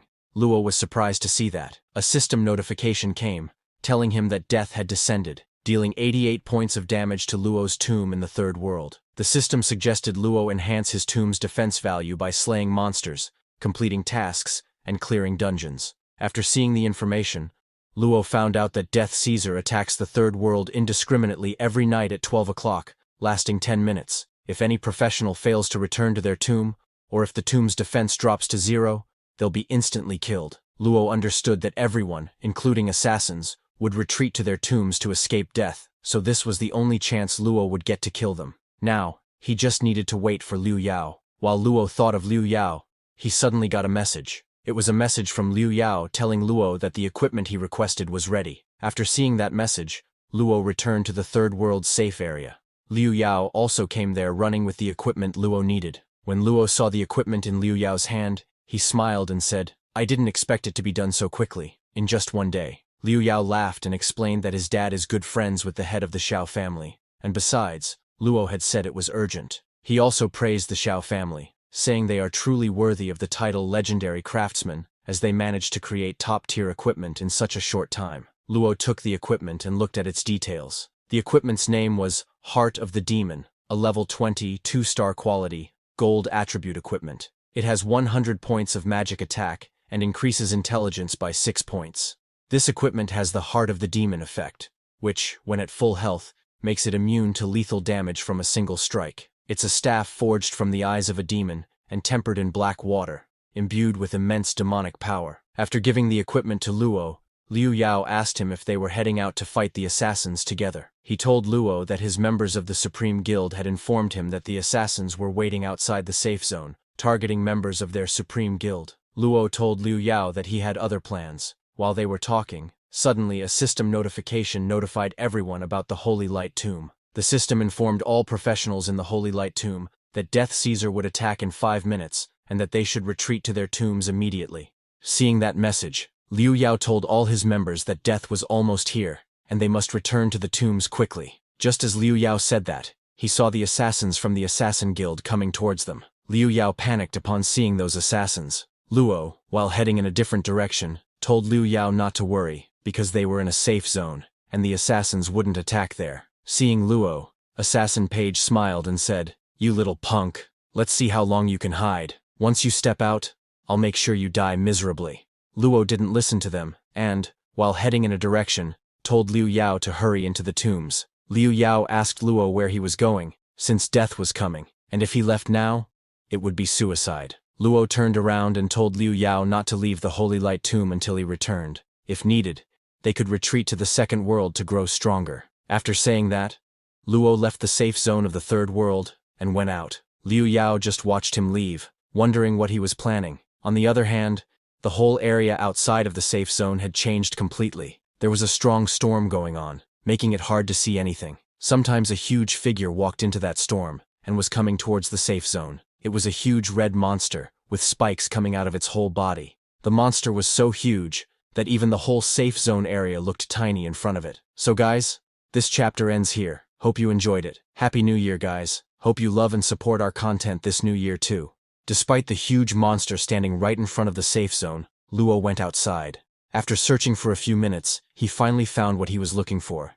NPC Gravekeeper Lifa, who was very scared seeing the huge monster approaching. He shouted, "The hateful ruler of death, Death Caesar, is coming again to desecrate our Holy Light Cemetery." Luo approached Lifa and asked if he needed help. Lifa was shocked to see an adventurer, and pointing in the opposite direction, told Luo that he had arrived just in time. Lifa asked Luo if he could head to the City of Death, east of the Holy Light Cemetery, and eliminate the skeleton army there. Lifa explained that these days of fleeing and hiding had to end. The skeleton army was one of the main forces under the command of Death Caesar, the ruler of death. Lifa told Luo that as long as the skeleton army was destroyed, the power of Death Caesar would definitely weaken. Hearing this, Luo agreed to Lifa's quest, saying, "Yes, we cannot allow him to bully us." Lifa was happy to hear this, and told Luo that he would be waiting for the good news. Just as Luo agreed, a system notification came informing him about the mission he received. Luo's mission was a normal quest with 440 points of difficulty. The mission description stated that the Holy Light Cemetery faces repeated threats from Death Caesar, the ruler of death. Professionals are invited to enter the City of Death and eliminate the skeletal soldiers within. To complete this mission, Luo had to kill 300 skeleton warriors, 300 skeleton archers, 300 skeleton mages, and 300 normal skeletons. The reward for completing this mission is 250,000 experience points, 500 cemetery defense points, a skill book, 1 gold coin, 30,000 special energy, 3 2-star undead armor sets, and 1 normal elite pet egg. The time to complete this mission is only 3 days. Looking at the mission information, Luo understands that although it's a normal mission, its difficulty is higher than the king-level bounty mission in the second world, the Undead Catastrophe. During Death Kaisar's invasion, once he left the Holy Light Cemetery, there was only one outcome. While Luo was lost in thought, suddenly Death Kaisar roared and shot dark energy from its mouth towards Luo. Seeing the dark energy, Luo immediately raised the staff given to him by Liu Yao, which created a barrier around him. A system notification informed Luo that his grave had been attacked by Death Kaisar, losing 91 defense points. Now his cemetery's remaining defense value was 121 points. Since Luo was attacked by Death Kaisar, his staff's effects of Darkness and Devil's Eyes and Heart of the Demon had been activated, and he successfully resisted the fatal damage caused by Death Kaisar. Luo was impressed because, luckily, he had asked Liu Yao to enhance this staff. The Heart of the Demon effect is perfect for resisting Death Kaisar, because no matter how much health one has, as long as they are within his attack range, instant death is inevitable. But the enhancement effect of the Heart of the Demon provides immunity to his skills. Luo discovered this by accident in his previous life while exploring the fourth world. In the third world, such equipment can only appear if crafted by a skilled craftsman. Thanks to Liu Yao's connection with a legendary craftsman, the equipment this time is better than in Luo's previous life, and it didn't take much time. Luo started walking in the direction NPC Lifa had told him, saying, "I'll be back soon." Later, at the safe zone, after Death Kaisar had left, Liu Yao was scared upon seeing the huge Death Kaisar, and admitted that Death Kaisar is truly powerful. Liu Yao's right-hand man told him that this was just the beginning. If they couldn't venture out to level up anymore, when the cemetery's defense points dropped to 0, they would truly be doomed. While they were talking, some members of the Assassin's Guild approached them, accompanied by Chen Jun. He laughed and asked Liu Yao why he was staying in the safe zone and not daring to go out, asking if he was afraid that if he left, he would never make it back to the third world. The Assassin Guild leader told Chen that it was important to seize the opportunity and go out to level up. Chen Jun became angry and told the assassin leader that he didn't want them to teach him. Their mission was to just capture Luo. The assassin leader was also very angry. He told Chen Jun that he would protect him, but if he dared to touch a single hair on his daughter's body, he wouldn't let him go. Chen Jun laughed and told the assassin leader that it depended on his behavior. If he was obedient, his daughter would be fine. While leaving, Chen Jun advised Liu Yao to hand over Luo as soon as possible. Otherwise, even if they didn't kill him, he wouldn't survive the night. Liu Yao became very angry hearing Chen Jun. He was more angry because Chen Jun relied on his high rank to look down on others. While they were talking, suddenly Su Han appeared there. In a hurry, she asked Liu Yao where Luo was, saying she had something very important to tell him. In anger, a man from Liu Yao's guild told Su Han that Luo took the equipment they gave him and fled. Shocked, Su Han immediately said that it was impossible. Liu Yao's right-hand man angrily told Su Han that they thought Luo wanted new equipment to deal with the assassin group, but in reality, he only wanted to resist Death Kaisar's attack and then flee from the assassin group. He left them to fend for themselves, and now they were the only ones left to face death in the Holy Light Cemetery. But Liu Yao stopped his right-hand man, telling him to stop talking nonsense. He told his right-hand man that he doesn't doubt people when he employs them, and he doesn't employ them if he doubts them. Luo is not the kind of person they say he is. Shocked, the right-hand man asked Liu Yao how he could still trust Luo. While Liu Yao was talking, he suddenly got a message from Luo asking Liu Yao to do him a favor. Seeing the message from Luo, Liu Yao became very happy and asked his men to look. Brother Luo was looking for him. Brother Luo would never abandon him. Seeing that Liu Yao got a message from Luo, Su Han became very angry, thinking Luo is such a fool. Why does he ask Liu Yao for help, as if there is anything she can't do? She thought that she can't let Luo continue this. She must make him understand that she is far stronger than Liu Yao. On the other hand, Liu Yao messaged Luo, telling him that Chen Jun has entered the third world, and he's brought about 10 high-level assassin mercenaries to personally guard him. Additionally, Chen Jun is using the daughter of someone with the highest position as a hostage to force the mercenary team to carry out his tasks. Luo replied that he understands. Liu Yao then messaged Luo again, asking him if he trusts him. Can he tell him where he is? He also sent a cute emoji. Luo told Liu Yao that he is at the City of Death. Just as Luo said, his current location was the City of Death, which was also completely destroyed. After finding out that Luo was in the City of Death, Su Han also got there. She knew that, according to the data, most monsters in the City of Death ranged from level 25 to 28, and based on their level, it shouldn't be enough to handle the monsters there. While she was thinking this, suddenly a hand came out of the ground, scaring Su Han. She was scared to death seeing that hand, and when all her attention was on the hand, Suddenly a zombie sneaked up from behind to attack her. But before the zombie could touch Suhan, our protagonist appeared and used the ice cone technique to freeze that zombie into ice. When Suhan heard Luo's voice, she immediately turned around.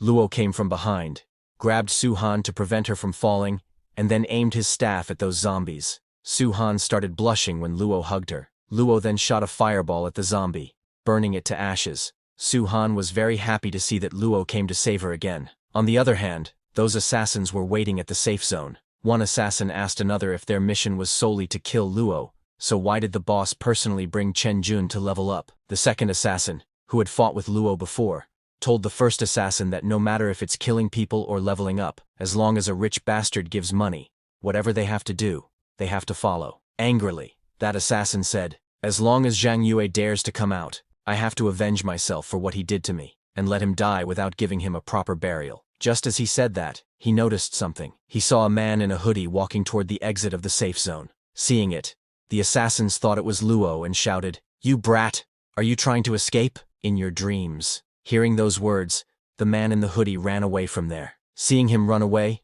the assassin laughed and said, "Scared little idiot. Die in here then. Good that we don't need to build graves. Useless things." That man in the hoodie ran back to Liu Yao. Liu Yao asked the man in the hoodie if he had been seen through. The man from the hoodie told Liu Yao he hadn't been seen through. Those people were all just cursing out a person named Luo, wanting him to die inside the graveyard. Hearing that, Liu Yao thanked the man, telling him that he didn't need to do anything else, and the money would be wired to his account. He also told the man that he couldn't say this to anyone. The man thanked Liu Yao and left. Liu Yao's right-hand man asked why Liu Yao wanted to help Luo if he could just tell the killer mercenaries. Maybe they would lift the blockade against the Supreme Guild.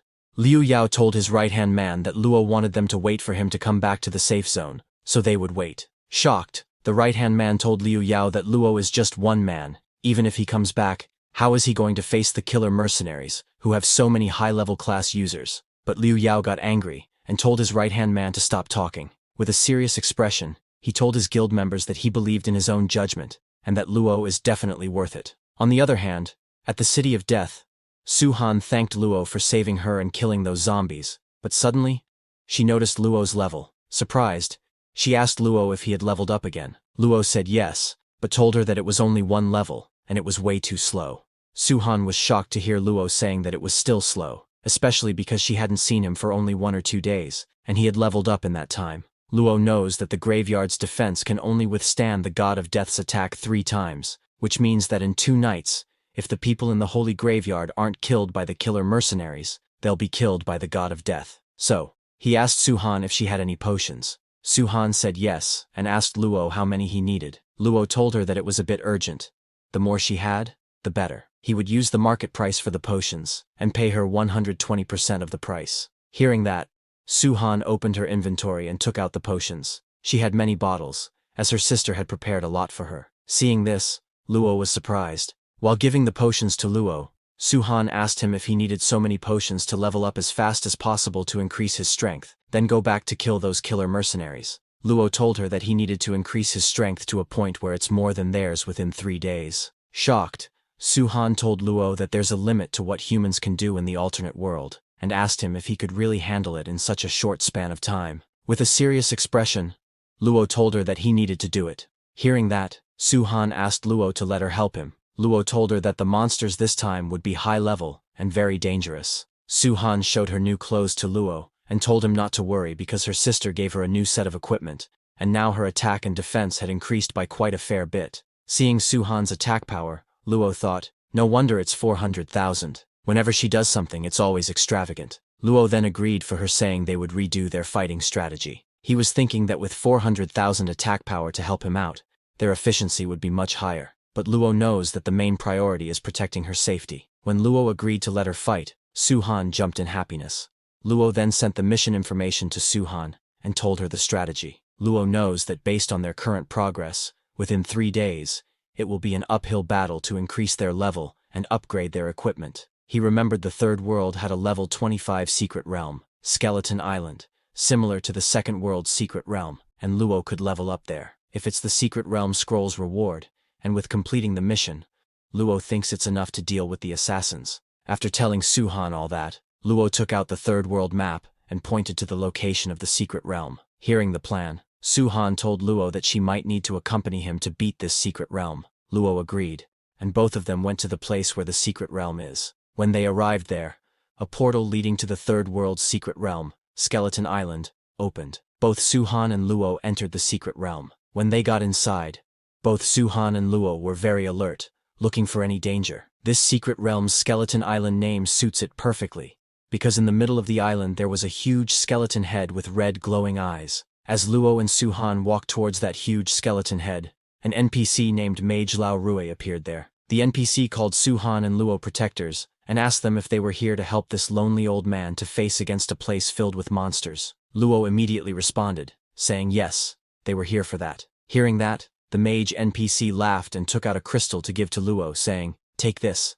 I hope you don't get killed because of your recklessness." Luo took the crystal and checked its information. The crystal was a level 25 Skeleton Island Secret Realm Order. For every skeleton killed by the Secret Order holder, they may obtain 10 refining chances. Each refining chance costs 20 alternate energy, and there is a chance to get a gold mission. This item is automatically binding. It cannot be exchanged or dropped. Seeing Luo's face looking a little weird, a worried Su-han asked him if the Secret Realm's mission was that hard. Luo told her that the starting Secret Realm order has a chance to be refined into a gold order, so this needs a little bit of time. Shocked, Su-han told Luo that killing monsters is okay, but the refining rate isn't high, and it costs a lot of alternate energy. An ordinary person doesn't have that much alternate energy to begin with. Hearing her, Luo smiled and told her not to worry, saying, "The thing I lack the least is alternate energy." After that, both Su-han and Luo worked together to start killing the skeleton warriors of Skeleton Island. Su-han used her control skill to stop the monsters, and Luo used his fireball to kill them. System notifications started coming like crazy. For killing every level 25 skeleton guard, they got 220 experience points, 1 grave defense, and 250,000 alternate energy. After fighting for so long, Su-han was a little exhausted. They had already beaten quite a lot of monsters, so Luo checked the realm order, but the order had not changed. Seeing that it still hadn't changed, Luo asked Su-han not to give up, and let's keep going.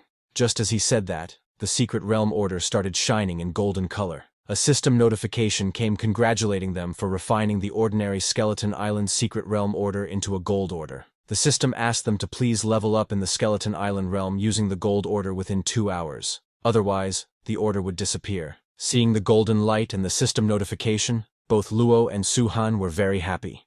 Looking at the Skeleton Island secret realm gold order, Luo told Su-han that the refinement chance of the golden secret order is less than 1 in 10,000, so they are quite lucky this time. Su-han agreed, telling Luo that fortunately, his ability energy is sufficient, allowing him to keep trying until it succeeds. Luo then told Su-han that the death god would be here soon, and as they have also accumulated quite a bit of defense value, a single attack on the safe zone shouldn't be a big problem. Luo added that since the golden secret order only has a 2-hour retention time, they should go to the secret realm first. It will also help them avoid a direct confrontation with death god Caesar. Su-han agreed with Luo's suggestion, and told him that they would do it his way. While they were talking, suddenly a system notification came telling them that since they used the golden secret order to upgrade Skull Island's secret realm to a hidden secret realm, they have earned an exclusive activation reward. They got 5 coins and a full set of Necromancer self-select equipment box of 25th level and 2-star. Seeing that notification, Luo became happy, saying, "Sure enough, some equipment only appears in high-level dungeons." He thought that with them, they will have more points and chances to defeat the Assassin Mercenary Corps. Suddenly, a huge portal appeared right in front of them with another system notification telling them that their mission has unlocked. They have to kill 40 skeleton warriors and defeat the secret realm guardian, Skeleton General Hera, to clear this secret realm. Seeing the notification and the huge portal, Su-han was surprised and asked Luo what was going on. Looking at the portal, Luo told her to watch out because they're coming. Just as he said that, a warrior riding a horse came out of the portal. That was level 26 Skeleton General Hera, a physical-type lord monster. Skeleton General's eyes glowed with blue fire as he ordered his soldiers, revived from the dark forces, to obey his command and kill the invaders before them. On his command, some skeleton warriors jumped out of that huge portal. Without any delay, all those skeleton warriors jumped to attack Luo and Su-han, as they were the only ones in that secret realm. Seeing those skeleton warriors, Luo turned around and started running away, telling Su-han that those skeleton warriors teamed up with the Lord-level Skeleton General, which makes them very difficult to deal with. So, he asked Su-han to lure the skeleton warrior squad away first, and then take them out one by one. Su-han said all right, and followed after Luo. Both of them lured those skeleton warriors far away from Skeleton General. While running, Su-han asked Luo how much longer they have to run, but Luo didn't reply to her question, and asked her how many people she can control at once when she unleashes her full firepower. Surprised, Su-han told him that she had never tested it before. Hearing that, Luo turned around, telling Su-han that he will lure them away, and she must find a hidden spot and control as many as she can, so it'll be easier for him to eliminate them quickly. Su-han followed Luo's words and ran to hide. On the other hand, Luo used his flame staff, cast a fireball, and threw it at those skeleton warriors. But when the smoke cleared, those skeleton warriors came out unscathed without any injuries, and before Luo could attack them again, those skeleton warriors jumped high to attack him with their swords. Little did those skeleton warriors know that Luo was targeting them from the beginning. He shouted, telling Su-han to get them. Before the skeleton warriors could even land on the ground, Su-han used her control skill to stop their movements. These skeleton warriors were not that easy to handle. Su-han asked Luo to quickly finish them off because she couldn't hold on much longer. Luo didn't waste any time and used his combined spell to attack the skeleton warriors. When Luo's spell hit the skeleton warriors, there was a huge explosion, killing all of them. Seeing that Luo killed his warriors, the skeleton general became very angry, and the blue flames from his eyes grew bigger. He raised his sword, declaring that he would use Luo's blood for the atonement of his sins. Skeleton General Hera is a level 26 physical type Lord monster, with 800 physical attack, 450 physical defense, 450 magical defense, and 200,000 health. He has charge, sweeping slash, and piercing attack skills. He is the leader of the Skeleton Warrior clan and the guardian of Skull Island, commanding an army strong enough to defeat entire legions. Anyone who dares to invade the island will be struck down by the Skeleton General. Luo was surprised to see such powerful stats. He knew that his skills were still on cooldown, and if he got hit, the whole run would fail. On the other hand, because Su-han used the multi-control spell, it drained too much of her energy. Without giving Luo any chance to react, the Skeleton General charged at Luo with full speed, aiming to kill him in one go. Seeing the Skeleton General targeting Luo, Su-han used all her remaining power to cast her control skill. Because of her skill, the Skeleton General's sword's direction changed, missing Luo by a little. Seeing that the Skeleton General missed, Luo immediately got ready to cast his spell, telling the Skeleton General that at this distance the sword in his hand is hardly effective. With full power, Luo attacked the Skeleton General, and Su-han also helped him. Luo used his combination spell, which was enough to kill the Skeleton General. Because of the attack, the Skeleton General's health dropped to 1, and he fell to the ground. He cursed Luo and Su-han in anger. Luo came to Su-han and apologized, telling her that he used too much energy earlier. He tried his best not to kill the Skeleton General. Su-han told him that he did great. Luo smiled and asked Su-han to do him a favor. Surprised, Su-han asked Luo what he wanted her to do. While they were talking, the Skeleton General was still alive, waiting for them to kill him. On the other hand, Chen Jun had arrived at the entrance of the secret realm with the leader of the assassins and his men. A guy asked Chen Jun that since his Resurrection Scroll's refresh cycle isn't up yet, why he insisted on staying outside this secret realm. Chen Jun told his men that the secret realm had been activated, and the rules had been changed, blocking outsiders from entering. So, he was going to find out who the hell thinks they can steal the first clear rewards of this secret realm. The assassin leader tried to tell Chen Jun something, but Chen Jun silenced him, asking why they were just sitting around doing nothing. He told the assassin leader and his men that when someone comes out of the secret realm, they all go in together and take him down. Just as he said that, Su-han came out of the secret realm. Immediately, there was an area announcement about the Sacred Light Graveyard. The system congratulated adventurer Su-han for being the first to clear the 25th level hidden secret realm Skull Island,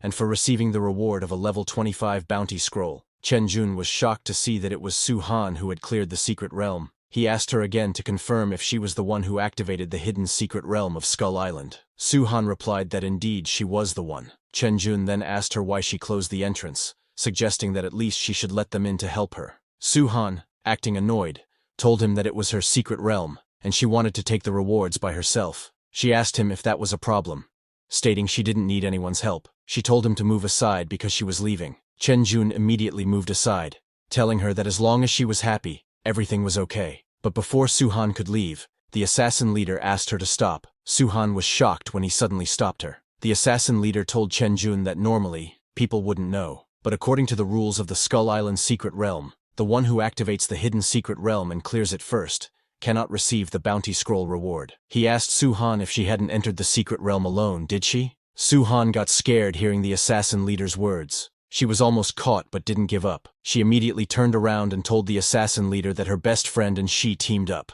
She opened the secret realm, and she got the first clear. Still suspicious, the assassin leader asked her where her friend was. Su-han told him that her friend was gone. Saying that, she turned around and acted like she was annoyed, telling Chen Jun that his people seemed to be interrogating her as if she was a criminal. She was very scared, and just wanted to escape from there. Thinking she was angry, Chen Jun immediately asked her not to be angry, telling her that these assassins were just bodyguards he hired, and they didn't know any better. Chen Jun offered to treat her to a meal later, but Su-han immediately left, telling Chen Jun to stop following her. Chen Jun then turned to the assassin leader and asked him, since he told them to keep an eye on Luo, are they sure he has stayed in the safe zone and hasn't left? The assassin leader told Chen Jun that his brothers saw Luo trying to leave, but because their people were guarding the entrance, he couldn't escape. Hearing that, Chen Jun smiled because he knew that tonight is the third night. As long as Luo doesn't come out at midnight, with the Reaper's strike, the cemetery's defense value will drop to 0. Then Luo and Liu Yao are as good as dead.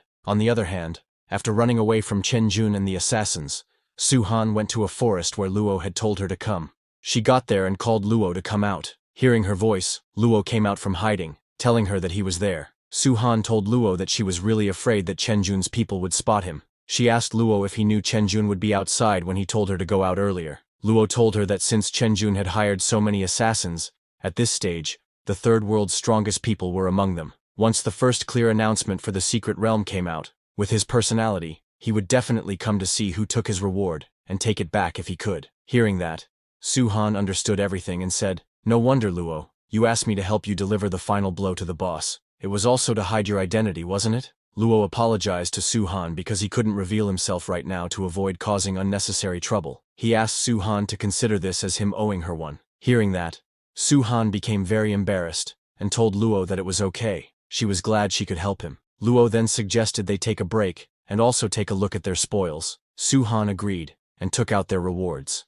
The first thing she took out was a super magic shield. Its quality was a rank, and it could not be upgraded for now. Its effect is that it condenses mana to cast a magic shield that can absorb damage for the caster or one ally within 30 yards. The shield value equals 300% of the caster's magic attack power, lasting for 10 seconds. Its special effect is that while the shield is active, it increases the shielded ally's defense by 15%. It consumes 155 mana and has a 20-second cooldown. Seeing that they got a life-saving skill and a Death Knight set selection box, Luo was very happy. He told Su-han that as long as they avoid Chen Jun's people and return to the Holy Light Cemetery to turn in the quest, they can easily reach level 25, and the current dilemma will be resolved. Su-han asked him if the enemy is level 30. Is he sure level 25 will be enough? Should she go ahead and use her sister's connections just in case?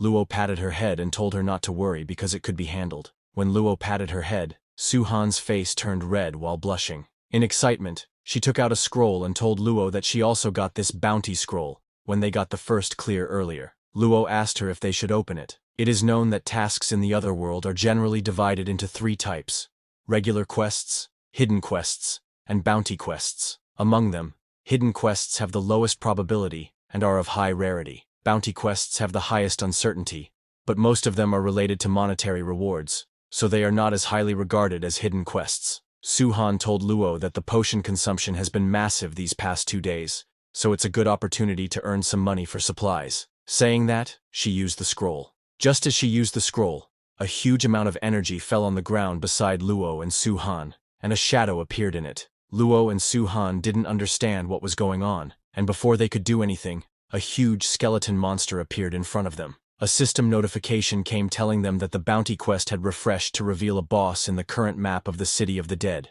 It's a physical, level 28 Golden Skeleton King, a 3-star boss. The system congratulated them because they had triggered a hidden opportunity, and asked them if they would like to upgrade the completed task, Fight Against the Reaper, to the rare hidden quest, Hunt the Skeleton King. Surprised and confused, Su-han asked Luo what the system meant by upgrading the completed task. Luo told her that choosing to upgrade the quest means giving up the original quest rewards. If they don't complete the upgraded quest, it will all be for nothing. Under normal circumstances, Luo would definitely choose to upgrade the quest, but he knows that if Chen Jun shows up, everything they have worked for could be lost. While he was thinking about what to do, suddenly Su-han spoke up, telling Luo that hidden quests are rare and hard to come by, so what's there to hesitate about? She asked him to let's grab it before Chen Jun and his people react. Hearing her, Luo understands that he can't back off now. He said all right, and chose yes for the upgrade. Immediately, a system window popped up congratulating them on upgrading to the hidden quest,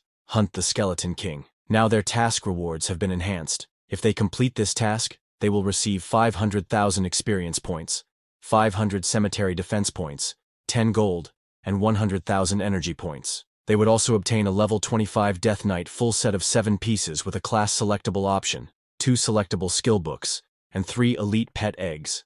These rewards are granted to the player who kills the Golden Skeleton King boss within 1 hour. Seeing the doubled experience, a full set of equipment, plus skill books and pet eggs, Su-han said these rewards were much better than the previous task. This is definitely a win, she noted, but Luo told her it's a bit troublesome for just the 2 of them. Finishing the kill within an hour seems tough. While they were talking, suddenly they heard Chen Jun's voice shouting, "We've struck it rich! We actually encountered a boss spawn." Surprised, Su-han tried to say something to Luo, but he covered her mouth with his hand and hid her behind a huge rock where he was hiding before. Just as they hid, Chen Jun appeared there with the assassin leader and his men. Chen Jun laughed, saying killing this monster would definitely give them some very generous rewards. But when the assassin leader saw a level 28 3-star boss, he told Chen Jun that this monster could send him to meet his great-grandmother with just 1 kick. The Skeleton King was 10 times the size of a normal human, and looked very scary in his golden armor.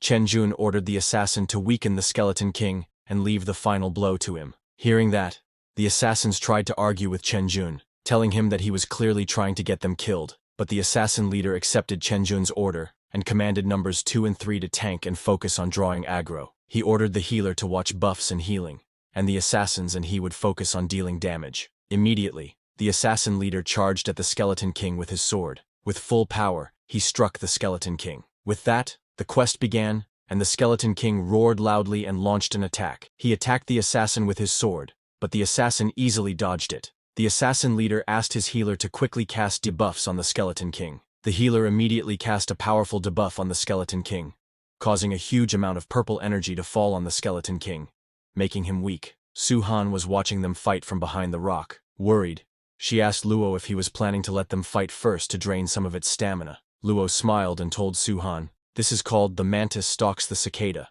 unaware of the oriole behind. That's all for today, everyone. Before we wrap up, I want to let you know that we've recently launched a membership program here, where you can enjoy perks like early access to videos and soon, exclusive content just for members. You'll also receive custom badges and emojis to enhance your interactions. If you're interested, consider joining our membership to enjoy these benefits. Check out the link in the description to join. See you all in the next video.